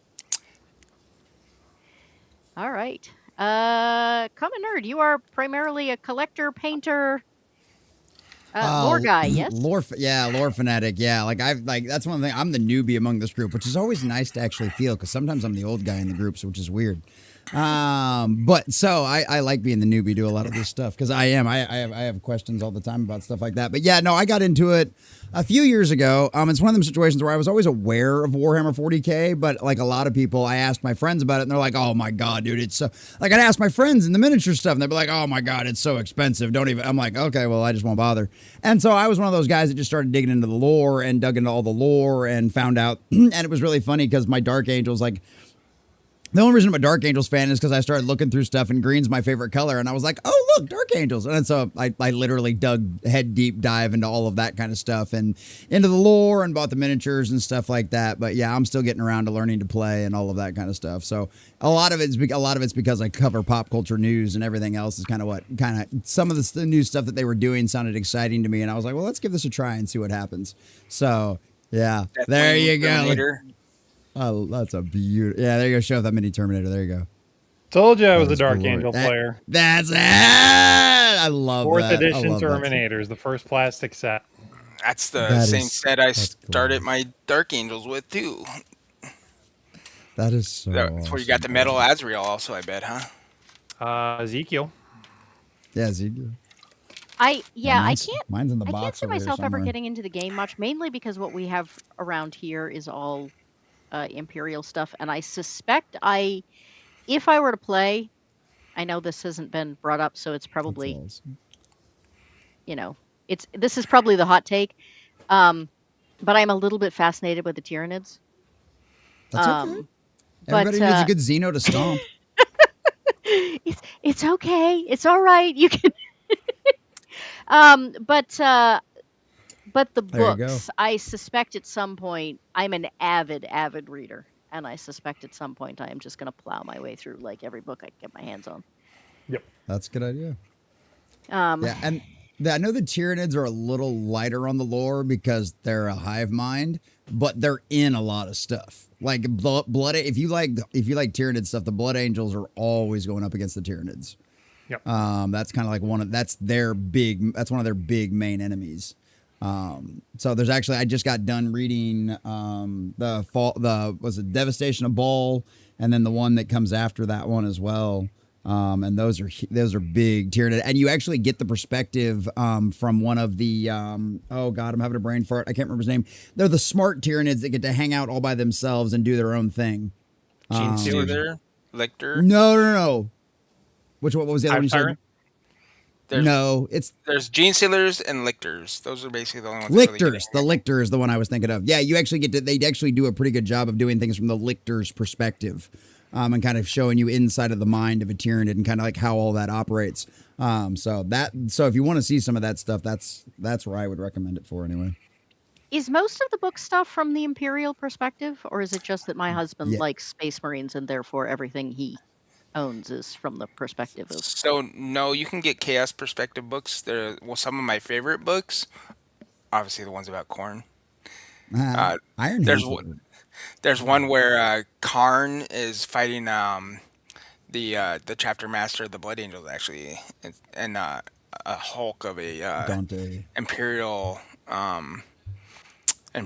spaceship that got destroyed at the Battle of Fandarax, and then there's a couple Tau themed ones. There's one where Tau are facing Tyranids and they have to get help from the Imperials to stem the tide.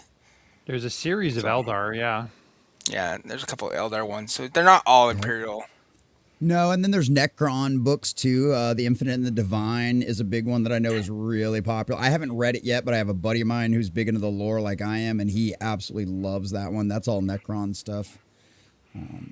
So yeah, it's not most of it. To be fair though, most of it is a lot. Well, not a lot of it's Imperial. I would say 2/3 of it's Imperial. Yeah, there you go. So yeah, most of it's Imperial. So this is what I painted today on stream, by the way. Oh, dope! That looks awesome. Nice. Yeah, baby. Jeez. That's awesome. There are That's the one thing. Sorry, go ahead. I'm not artistic worth a shit, so that's part of the reason why I haven't even bothered trying to paint my minis, because I'm like, I paid a lot of money for my lion. I don't want to fuck this up. So that's well, crazy to me that they now have books with Necrons, because they had Necrons' personalities since 5th edition. But when I got into it in 3rd edition, Necrons had no personalities at all. Yeah. Yeah, mine was fine. well, so I weird. I find it interesting because you'd think they'd be so alien that trying to write a book from that perspective would be incredibly difficult. Well, they're just as egotistical as everybody else, so it didn't turn out to be that hard. Just pretend they're the Borg. Well, I mean, it's one of those. I mean, the Necrons. since they kind of fleshed them out, the Necrons are essentially like we're the oldest race in the universe. All of you are like we own this place and we're coming back and taking it all over. And there's a lot of infighting with the different factions, and because there's different that's the only reason the Necrons haven't taken over the whole galaxy is because of all the infighting in the factions. And obviously we know why they'll never actually take over from a Games Workshop company's perspective, but yeah. So no, it's actually a lot of that. Some of the one of the Necrons guy is really funny. Trizin, he's essentially a Pokemon master. He runs around collecting rare oddities, and he'll capture an entire an entire squad of Space Marines. He captured an entire battle that was going on. Yeah, he's actually rather eccentric and pretty hilarious. So is Balsarius Cole though. I love Cole. Sorry, I'm a big lore guy. I can go off on that stuff all night. Like I said, I can give you a lot of recommendations on like books and stuff. Like I've been burning through audiobooks for like the last 3 years of like just pretty much everything I can get a hold of. Like I said, if I get into it, it'll be the lore that'll go first for me. So I do prefer their audio dramas. Their audio dramas are really good. Oh yeah. Oh yeah. There was a good one with Caiaphas Cain that kind of threw me off because that wasn't the normal voice I heard for Caiaphas, and I was like, oh. But then yeah, they got all kinds of cool explosions and everything in the background. Yeah, they're awesome. I love the Raven Guard because of an audio drama. They basically got it's like an hour-long drama of the perspective of the dropship massacre. And Korax running around and seeing what had happened and sort of debating the morality of them even existing and trying to keep his guys alive. I was hooked. I was absolutely hooked. That's so awesome. I love the Raven Guard are awesome. I hope they get more love in the future because they definitely deserve it. That is a really cool faction. I'm trying to remember. When I was trying to put this, when I was trying to put this panel together, I was watching a bunch of different videos. I was trying to figure out who would be a good fit, what types of stuff we'd talk about. Because, like I said, I am not terribly familiar with the game. I have probably walked into this more blind than I ever have any panel I've ever done on this. And there was a video with, and now I'm going to forget the name. Because there was a character, and I wanted to know if he actually existed in the lore or if they just invented him on the channel as like a thing. But he was supposed to be, he was like a statistical anomaly. He'd done like 200 drops and wouldn't die. And so the Imperials were convinced he was a heretic because there's no possible way that. But they done this entire hour-long story about him, and I was like, if all of the lore is like this, I need to start reading them now.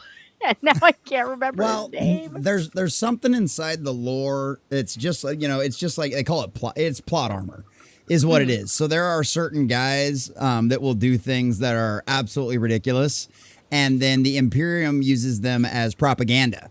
There's a guy's book I'm reading right now that's one of the most recent ones. It's one of the it's one of the shorter strictly audio books. But Leonidas, Lord Solar, he's like that. He's one of those guys that everything he goes up against, he's murdered. He never loses, that kind of thing. Caiaphas Cain's kind of like that, just on a much smaller scale. There's a few characters that, they're the popular ones. They're not going to let them die. Okay, so the guys, so what I found first was a music video about, because it was newer, about the story they'd written. It is called So They Say, and I'm going to put it in the chat because it's actually totally worth watching. It's a lot of fun, and I really enjoyed it. And that led me... So then there was something in the chat that said that this is about Neiman Roth, and my husband had no idea who that was, so I assumed that had to be something they'd made up. And then, like I said, they'd done this hour-long lore video about this single individual, and I did not get any work done for for the hour and a half. And then I was so angry at the end of it, because nothing ever ends happy. But so I was curious whether or not anybody else was like knew whether or not this was an actual person in the lore, or if they just made it up. Oh, I'd have to hear the name. Yeah, I'd have to know the name. Neiman Roth. Neiman Roth. No, I don't recognize that name at all. Doesn't sound familiar. No.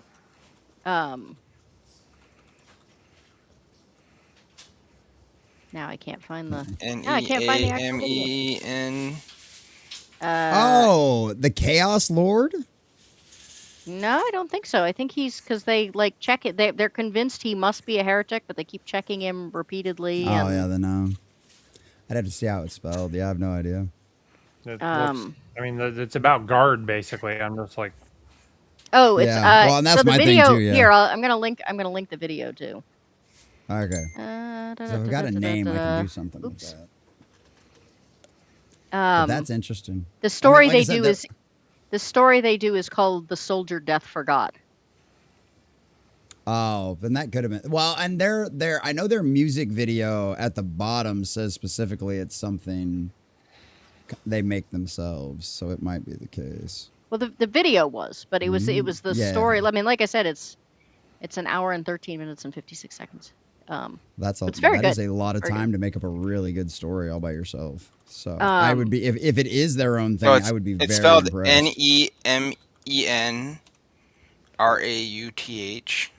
me and Ralph. Just so you know. Yeah, it's fan lore. I He's mean, made up. if the actual lore is as good as that, I am definitely gonna like kick all of my other reading stuff out the window for a while because it really was very fascinating. I'll have to check that video out and see how it compares to some of the stuff I've actually read. I apologize. I have to step away for about 2 minutes. Okay. So since we're getting close to the end, I'm going to let you convince the chat. You can debate amongst yourselves Yes. and convince the chat, is 11th edition worth it in your opinion or no? And I will be right back. All right. Well, Bruski, are you believer that 11th edition is worth it or not? Short version, no, because, and as kind of as I've already said, they haven't changed the issue of, the FOMO buying, the constant updating your army list, your points values, your rules. It's not worth it to me to invest as much as we do in an army, especially if you have to use their models and their prices, mind you, only to have to redo it because that's their business model. It just seems very senseless to me. It doesn't really seem worth it. And as much as I love the lore, I'll read the novels, I'll read the books. I still have my codexes. I could play an older edition with the stuff I have. That's fine. Do I want to do it again? Do I need more models for that? Not really. And, I am having a lot more fun with one-page rules. So I'm very firmly of the opinion, no. I'm kind of done with Warhammer as it is. And I don't have the same kind of love for it anymore. All right. That's totally fair. For me, myself, I did a lot of deep searching with Warhammer recently. I enjoy older editions. I'll continue to play older editions. I haven't played solidly any game since 8th edition. And I sat down and I added up the amount of money I put into just codexes from 3rd edition through 8th edition, and it was almost $7,000 between Yeah. codexes, rulebooks, campaigns, And how much the time was Imperial between those armors. editions? So 2001 would have been when I started buying 3rd edition codexes. And because I own every army, I basically own every codex. Wow. So, and then during 8th edition, when they dropped the indexes, I was like, well, I don't need to buy codexes. I got the indexes. And then they started putting out codexes in 8th edition. I'm like, no, I'm not rebuying all these codexes. And so I bought a few. I bought the Tau for 9th. I think I bought the Tau for 10th. I bought Chaos for 10th. Never played a single game of 10th. So is 11th going to be worth it for me? No, I'll probably never play a single game of 11th, just like I never played a single game of 10th. but I'll probably still buy the models because I can still use those models with 4th edition. And my gaming group is gracious enough that we can still use chapter approved. So I can make, if there's a model that they put out a model for in 10th, 11th, 12th edition that doesn't exist in 4th, I can use the chapter approved rules to create that with the vehicle design kit rules. So I That's will awesome. probably continue to uh, build their models because I do enjoy their models, even though I have 3D printers and I can 3D print tons of stuff. Sometimes it's just relaxing to sit there, build a plastic kit, do some conversions on it because it's much easier to convert plastic than it is any type of resin print you've done, and 100%. just go at it. And so I know you had said you're not much of a gamer, you're just more of a lore guy. Um, I'm assuming you're not really going to get into 11th edition, but you're probably hyped for some lore. Well, I mean, there's definitely that. 11th edition is one of them situations where it's like, it depends on how long it sticks around. Because that's my problem. I bought stuff for 9th edition. I bought stuff for 10th edition. And then everything changed a year later. And that seems like what you guys are complaining about. So for me anyway, personally, until that changes and I can actually sit, because I got 6 kids. Plus I do this for like 60 hours a week. And I got a 3D printing business and I got a CBD business. So it's one of those, for me, it has to have longevity, right? But if you're somebody that's just looking to get into things, then I don't think it's a horrible idea. If you want it just to kind of get a feel for things, maybe. But that price tag, there's a lot better entry points into the system than doing that, unless you plan on diving headlong into tournaments and doing stuff like that. And hey, some nerds, they find a new hobby. That's what they want. They want to go full steam ahead. And if that's the kind of nerds you are and you're just getting into Warhammer 40K, it's probably good for you. Just understand that the rules are probably going to change in about 6 months, if not sooner. So that's something you got to understand getting into it as well. But the lore aspect of it, that's one of the things I'm hoping with, and I know everybody, the players are going to fucking hate me for this. But, and honestly, to a certain degree, I actually kind of hate this, now that I think about it, because they're taking a lot of the lore and they're making it they're taking it to where they want to wait to advance the setting at all until they launch another edition, right? Until they do something new with that. And it seems like they're starting to kind of do that with things now. And if that's the case, that's going to be really, really fucking irritating. Because if I don't get Lion and the Gilliman in a full-blown book and they decide to make it some fucking campaign book and we don't get to have an actual conversation between the two of those two, I'm going to be pissed. Because that's one of the things that kind of like, I like, you know, and Titus from the video games, I get that they're trying to get people into Armageddon and all of that kind of stuff and transfer it over there too. I just hope down the line we actually get a Titus book at some point. That would be kind of nice. If we can do something like that. But from that aspect of it, I'm still really excited about the future of the lore and where things are going right now, because you're kind of sitting on the precipice right now with and yeah, Balsarius' call is kind of like that pull him out of your butt and he can fix anything situation, which he'll probably end up fixing the throne down the line at some point as well, because the throne's starting to fail and has been failing for no a while. spoilers. Well, look, yeah, okay. Trust me, you're going to be stuck at that point with that point in the story for probably about the next 3 years, if not longer. Probably much longer than that. So I am firmly under the belief that once something is more than 5 years old, there are no spoilers. That's what I'm saying. The throne has been failing in the lore, like in terms of the timelines in the rulebook, 10,000 years. 4th edition, which was 2000. Yeah. So not really anything's going to change all that. Like if they decide to fix it, they'll use him. So there actually are a lot of advances in the lore I'm curious about, as far as what if Balsarius' call is actually going to be able to seal the new rift that Abaddon ripped open with being all pissed off and slamming things into other stuff and breaking things. But the funny part about that is you've got the same. It's kind of turned into a double-edged sword, because I just got done. I've actually got done reading it the second time. The Dark Imperium trilogy is really, really, really cool, because there's an awesome scene where like you get to see some of the confrontation on like the warp level between Gilliman and the Chaos Gods, and it's like, whoa. It's like if any of that stuff that's getting set up there gets paid off later down the road, even in a very slow burn way, every one of those stories is going to be epic for doing stuff like that, because it's worth it. The only problem with the God Imperium saga, the trilogy is, though, if you don't want to know who every single character is, you can read it on its own just fine. If you want to know who all the characters are, you have to read pretty much the entire Dawn of Fire series, which I did. And that's why I went back and read the Dark Imperium trilogy again.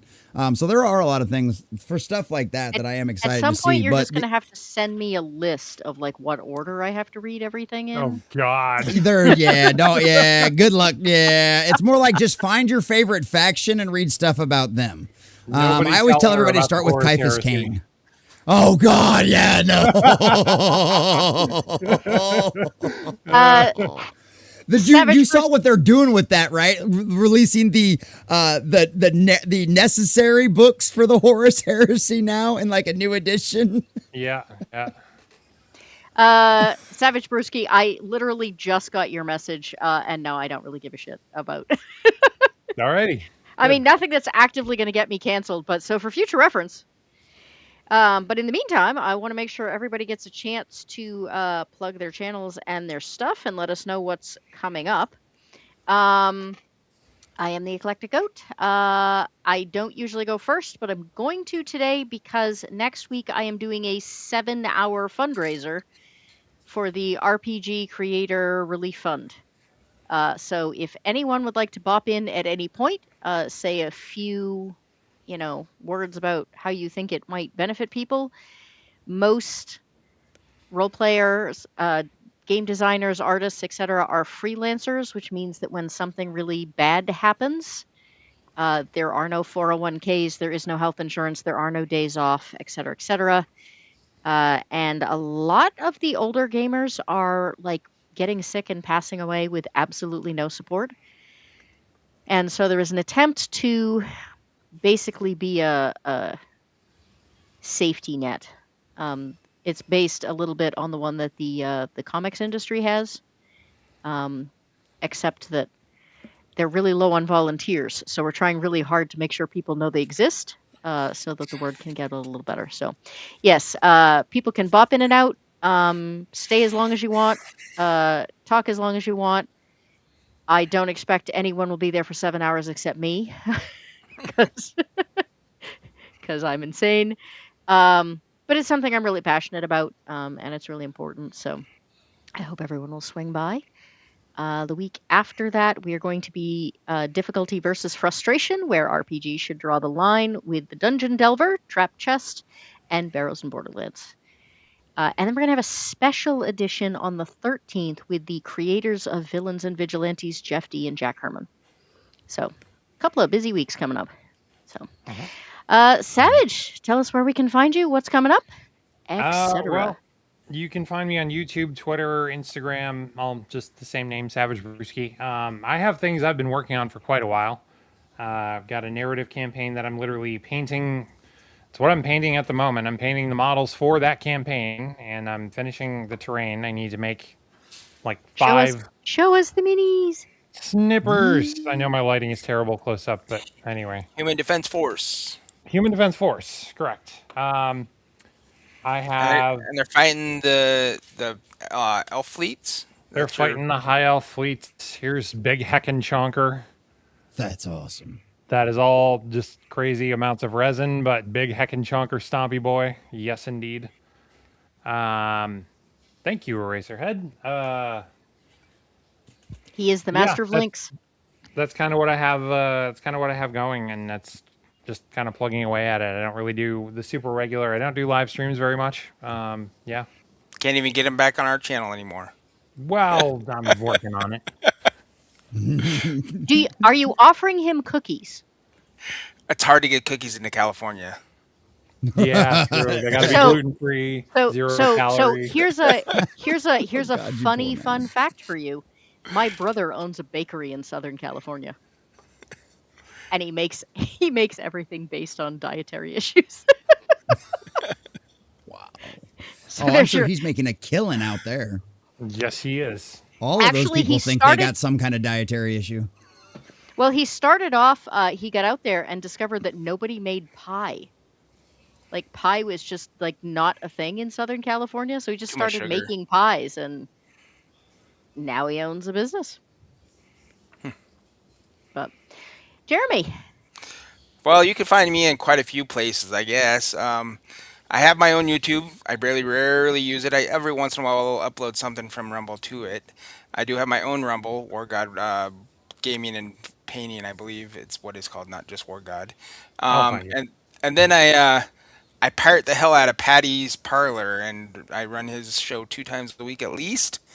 Every Thursday we usually do a pirated preview where we preview some type of upcoming game, or maybe a game that's been out for a while but hasn't got the type of love we want to see it get. Um, and then on Saturday, we then play that game with our boldly rolling sessions. We do those are open for anybody who would wish to jump in and join, but I rarely get brand new people. I only usually get the same old people in, but that's fine. We try to continue the storyline. It kind of all set it in the same location, and then just change the game system up. you heard him, Uh, Chad. He needs new players. so this week we're doing. Tomorrow we got a dragon ecology discussion where we're going to talk about how many dragons can the land truly support. And then Saturday we're going to be playing um, Tales of Argosa. And then Monday, well, it sounds like we might be doing some Starship battles. Michael said we got to do Starship battles, so I don't know if that's going to be a live one or not. And then next Thursday is going to be a big one because we're going to have Professor Dungeon Master on. He's an So awesome guest. He's been on here a couple of times, and he's great. Just make sure he's remembered to plug his Ethernet line in, because otherwise his connection gets not great. me and Michael have decided. Michael's my co-host. He's decided that we're going to just sit there and stare at each other for the 2 hours and let Professor Dungeon Master relax, since he's been on the warpath of everybody's streams. Well, does anybody know what the count is up to yet for Last I looked, it was Mythbringer? over 2 million. Was it? Oh wow. It was That's over like 1.1 Wait. when he was on my show last, but I think Michael texted me something about it being over 2 million the other day. I haven't looked at it. well, he's the MC for the Ennies this year, and I expect that's going to give him an enormous boost. I do know that there's been a few people that dropped recently because of some nonsense that I'd hate.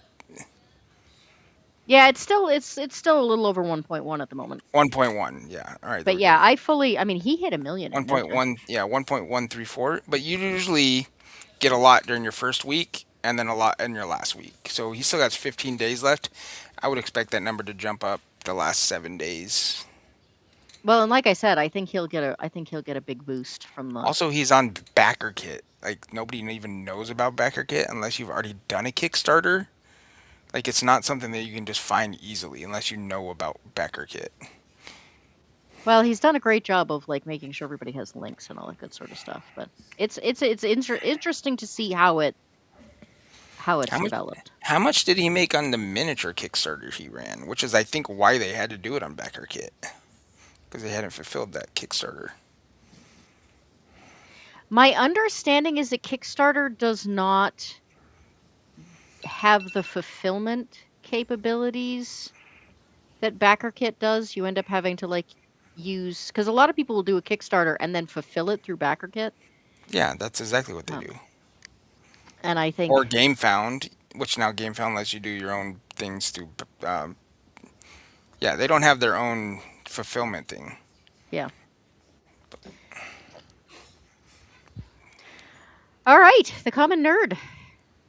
Yes, boys and girls, I do pop culture and all things nerdy through a common sense lens. You want to know the good, the bad, the ugly about all things entertainment, whether it be gaming or Hollywood, come check it out. And there is some good stuff going on. I promise it's not all bad things. And I think I'm like 9 away from 2,700 on the new channel, on the new YouTube channel. So please come subscribe to that one. We're trying to get back to where we were before. And then, yeah, if you're interested in Warhammer 40K and you want to get started in something easy, check out the lore. The lore is the easiest way to do it. The books are cheap. They're a great way to pick up. Just pick a faction and start reading something.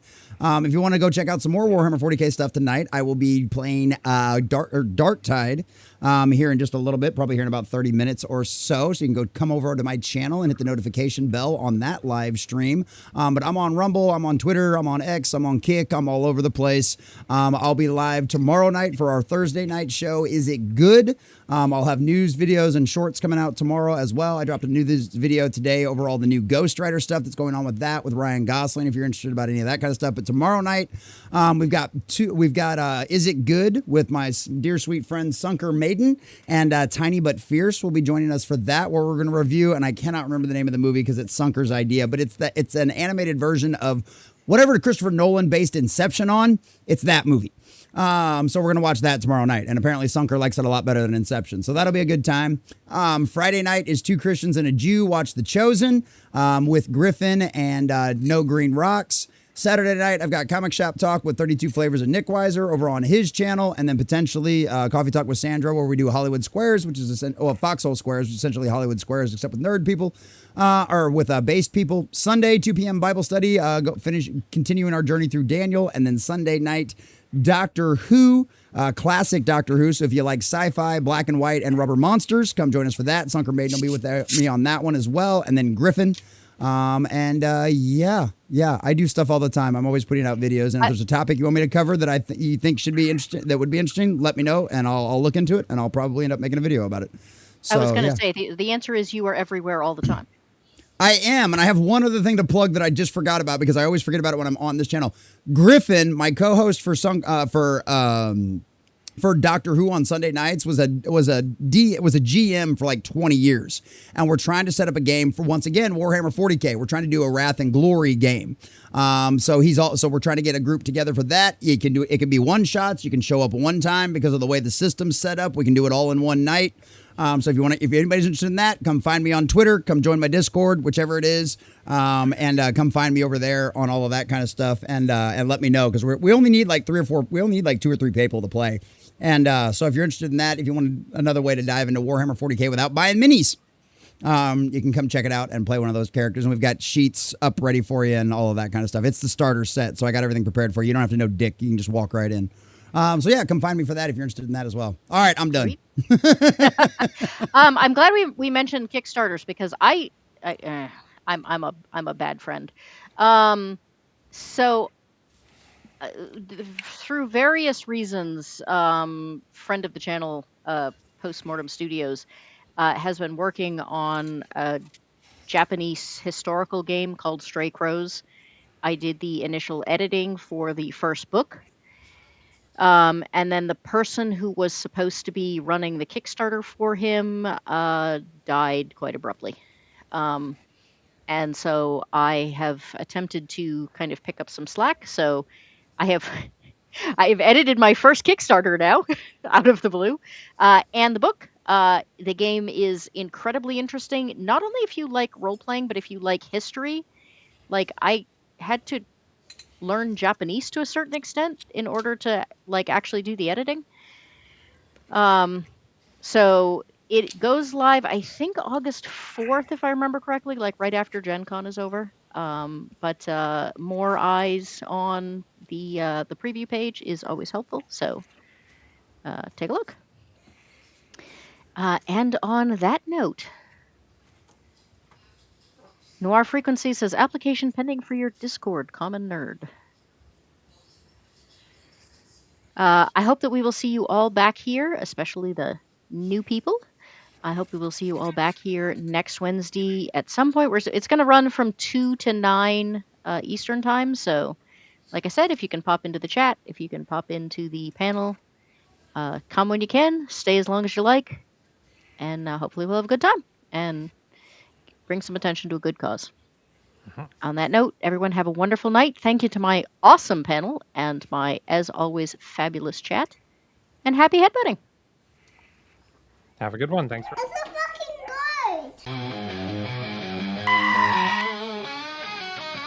good! Eclectic World's got videos of indie authors and cinema love.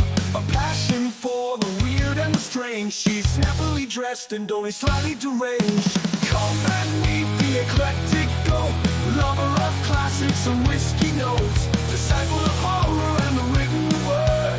Happy head buddy, come join the herd.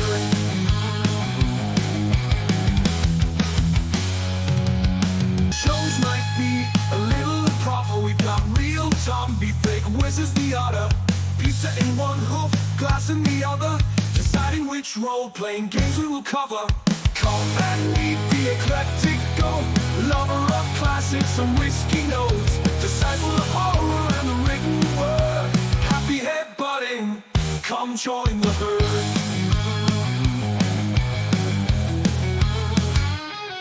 Got a thing for black and white screens, crappy horror with low budget scenes. Choose on the history, spits out the lore. Time for another whiskey pour. Come and meet the eclectic goat, lover of classics and whiskey notes, disciple of horror and the written word. Happy head buddy, come join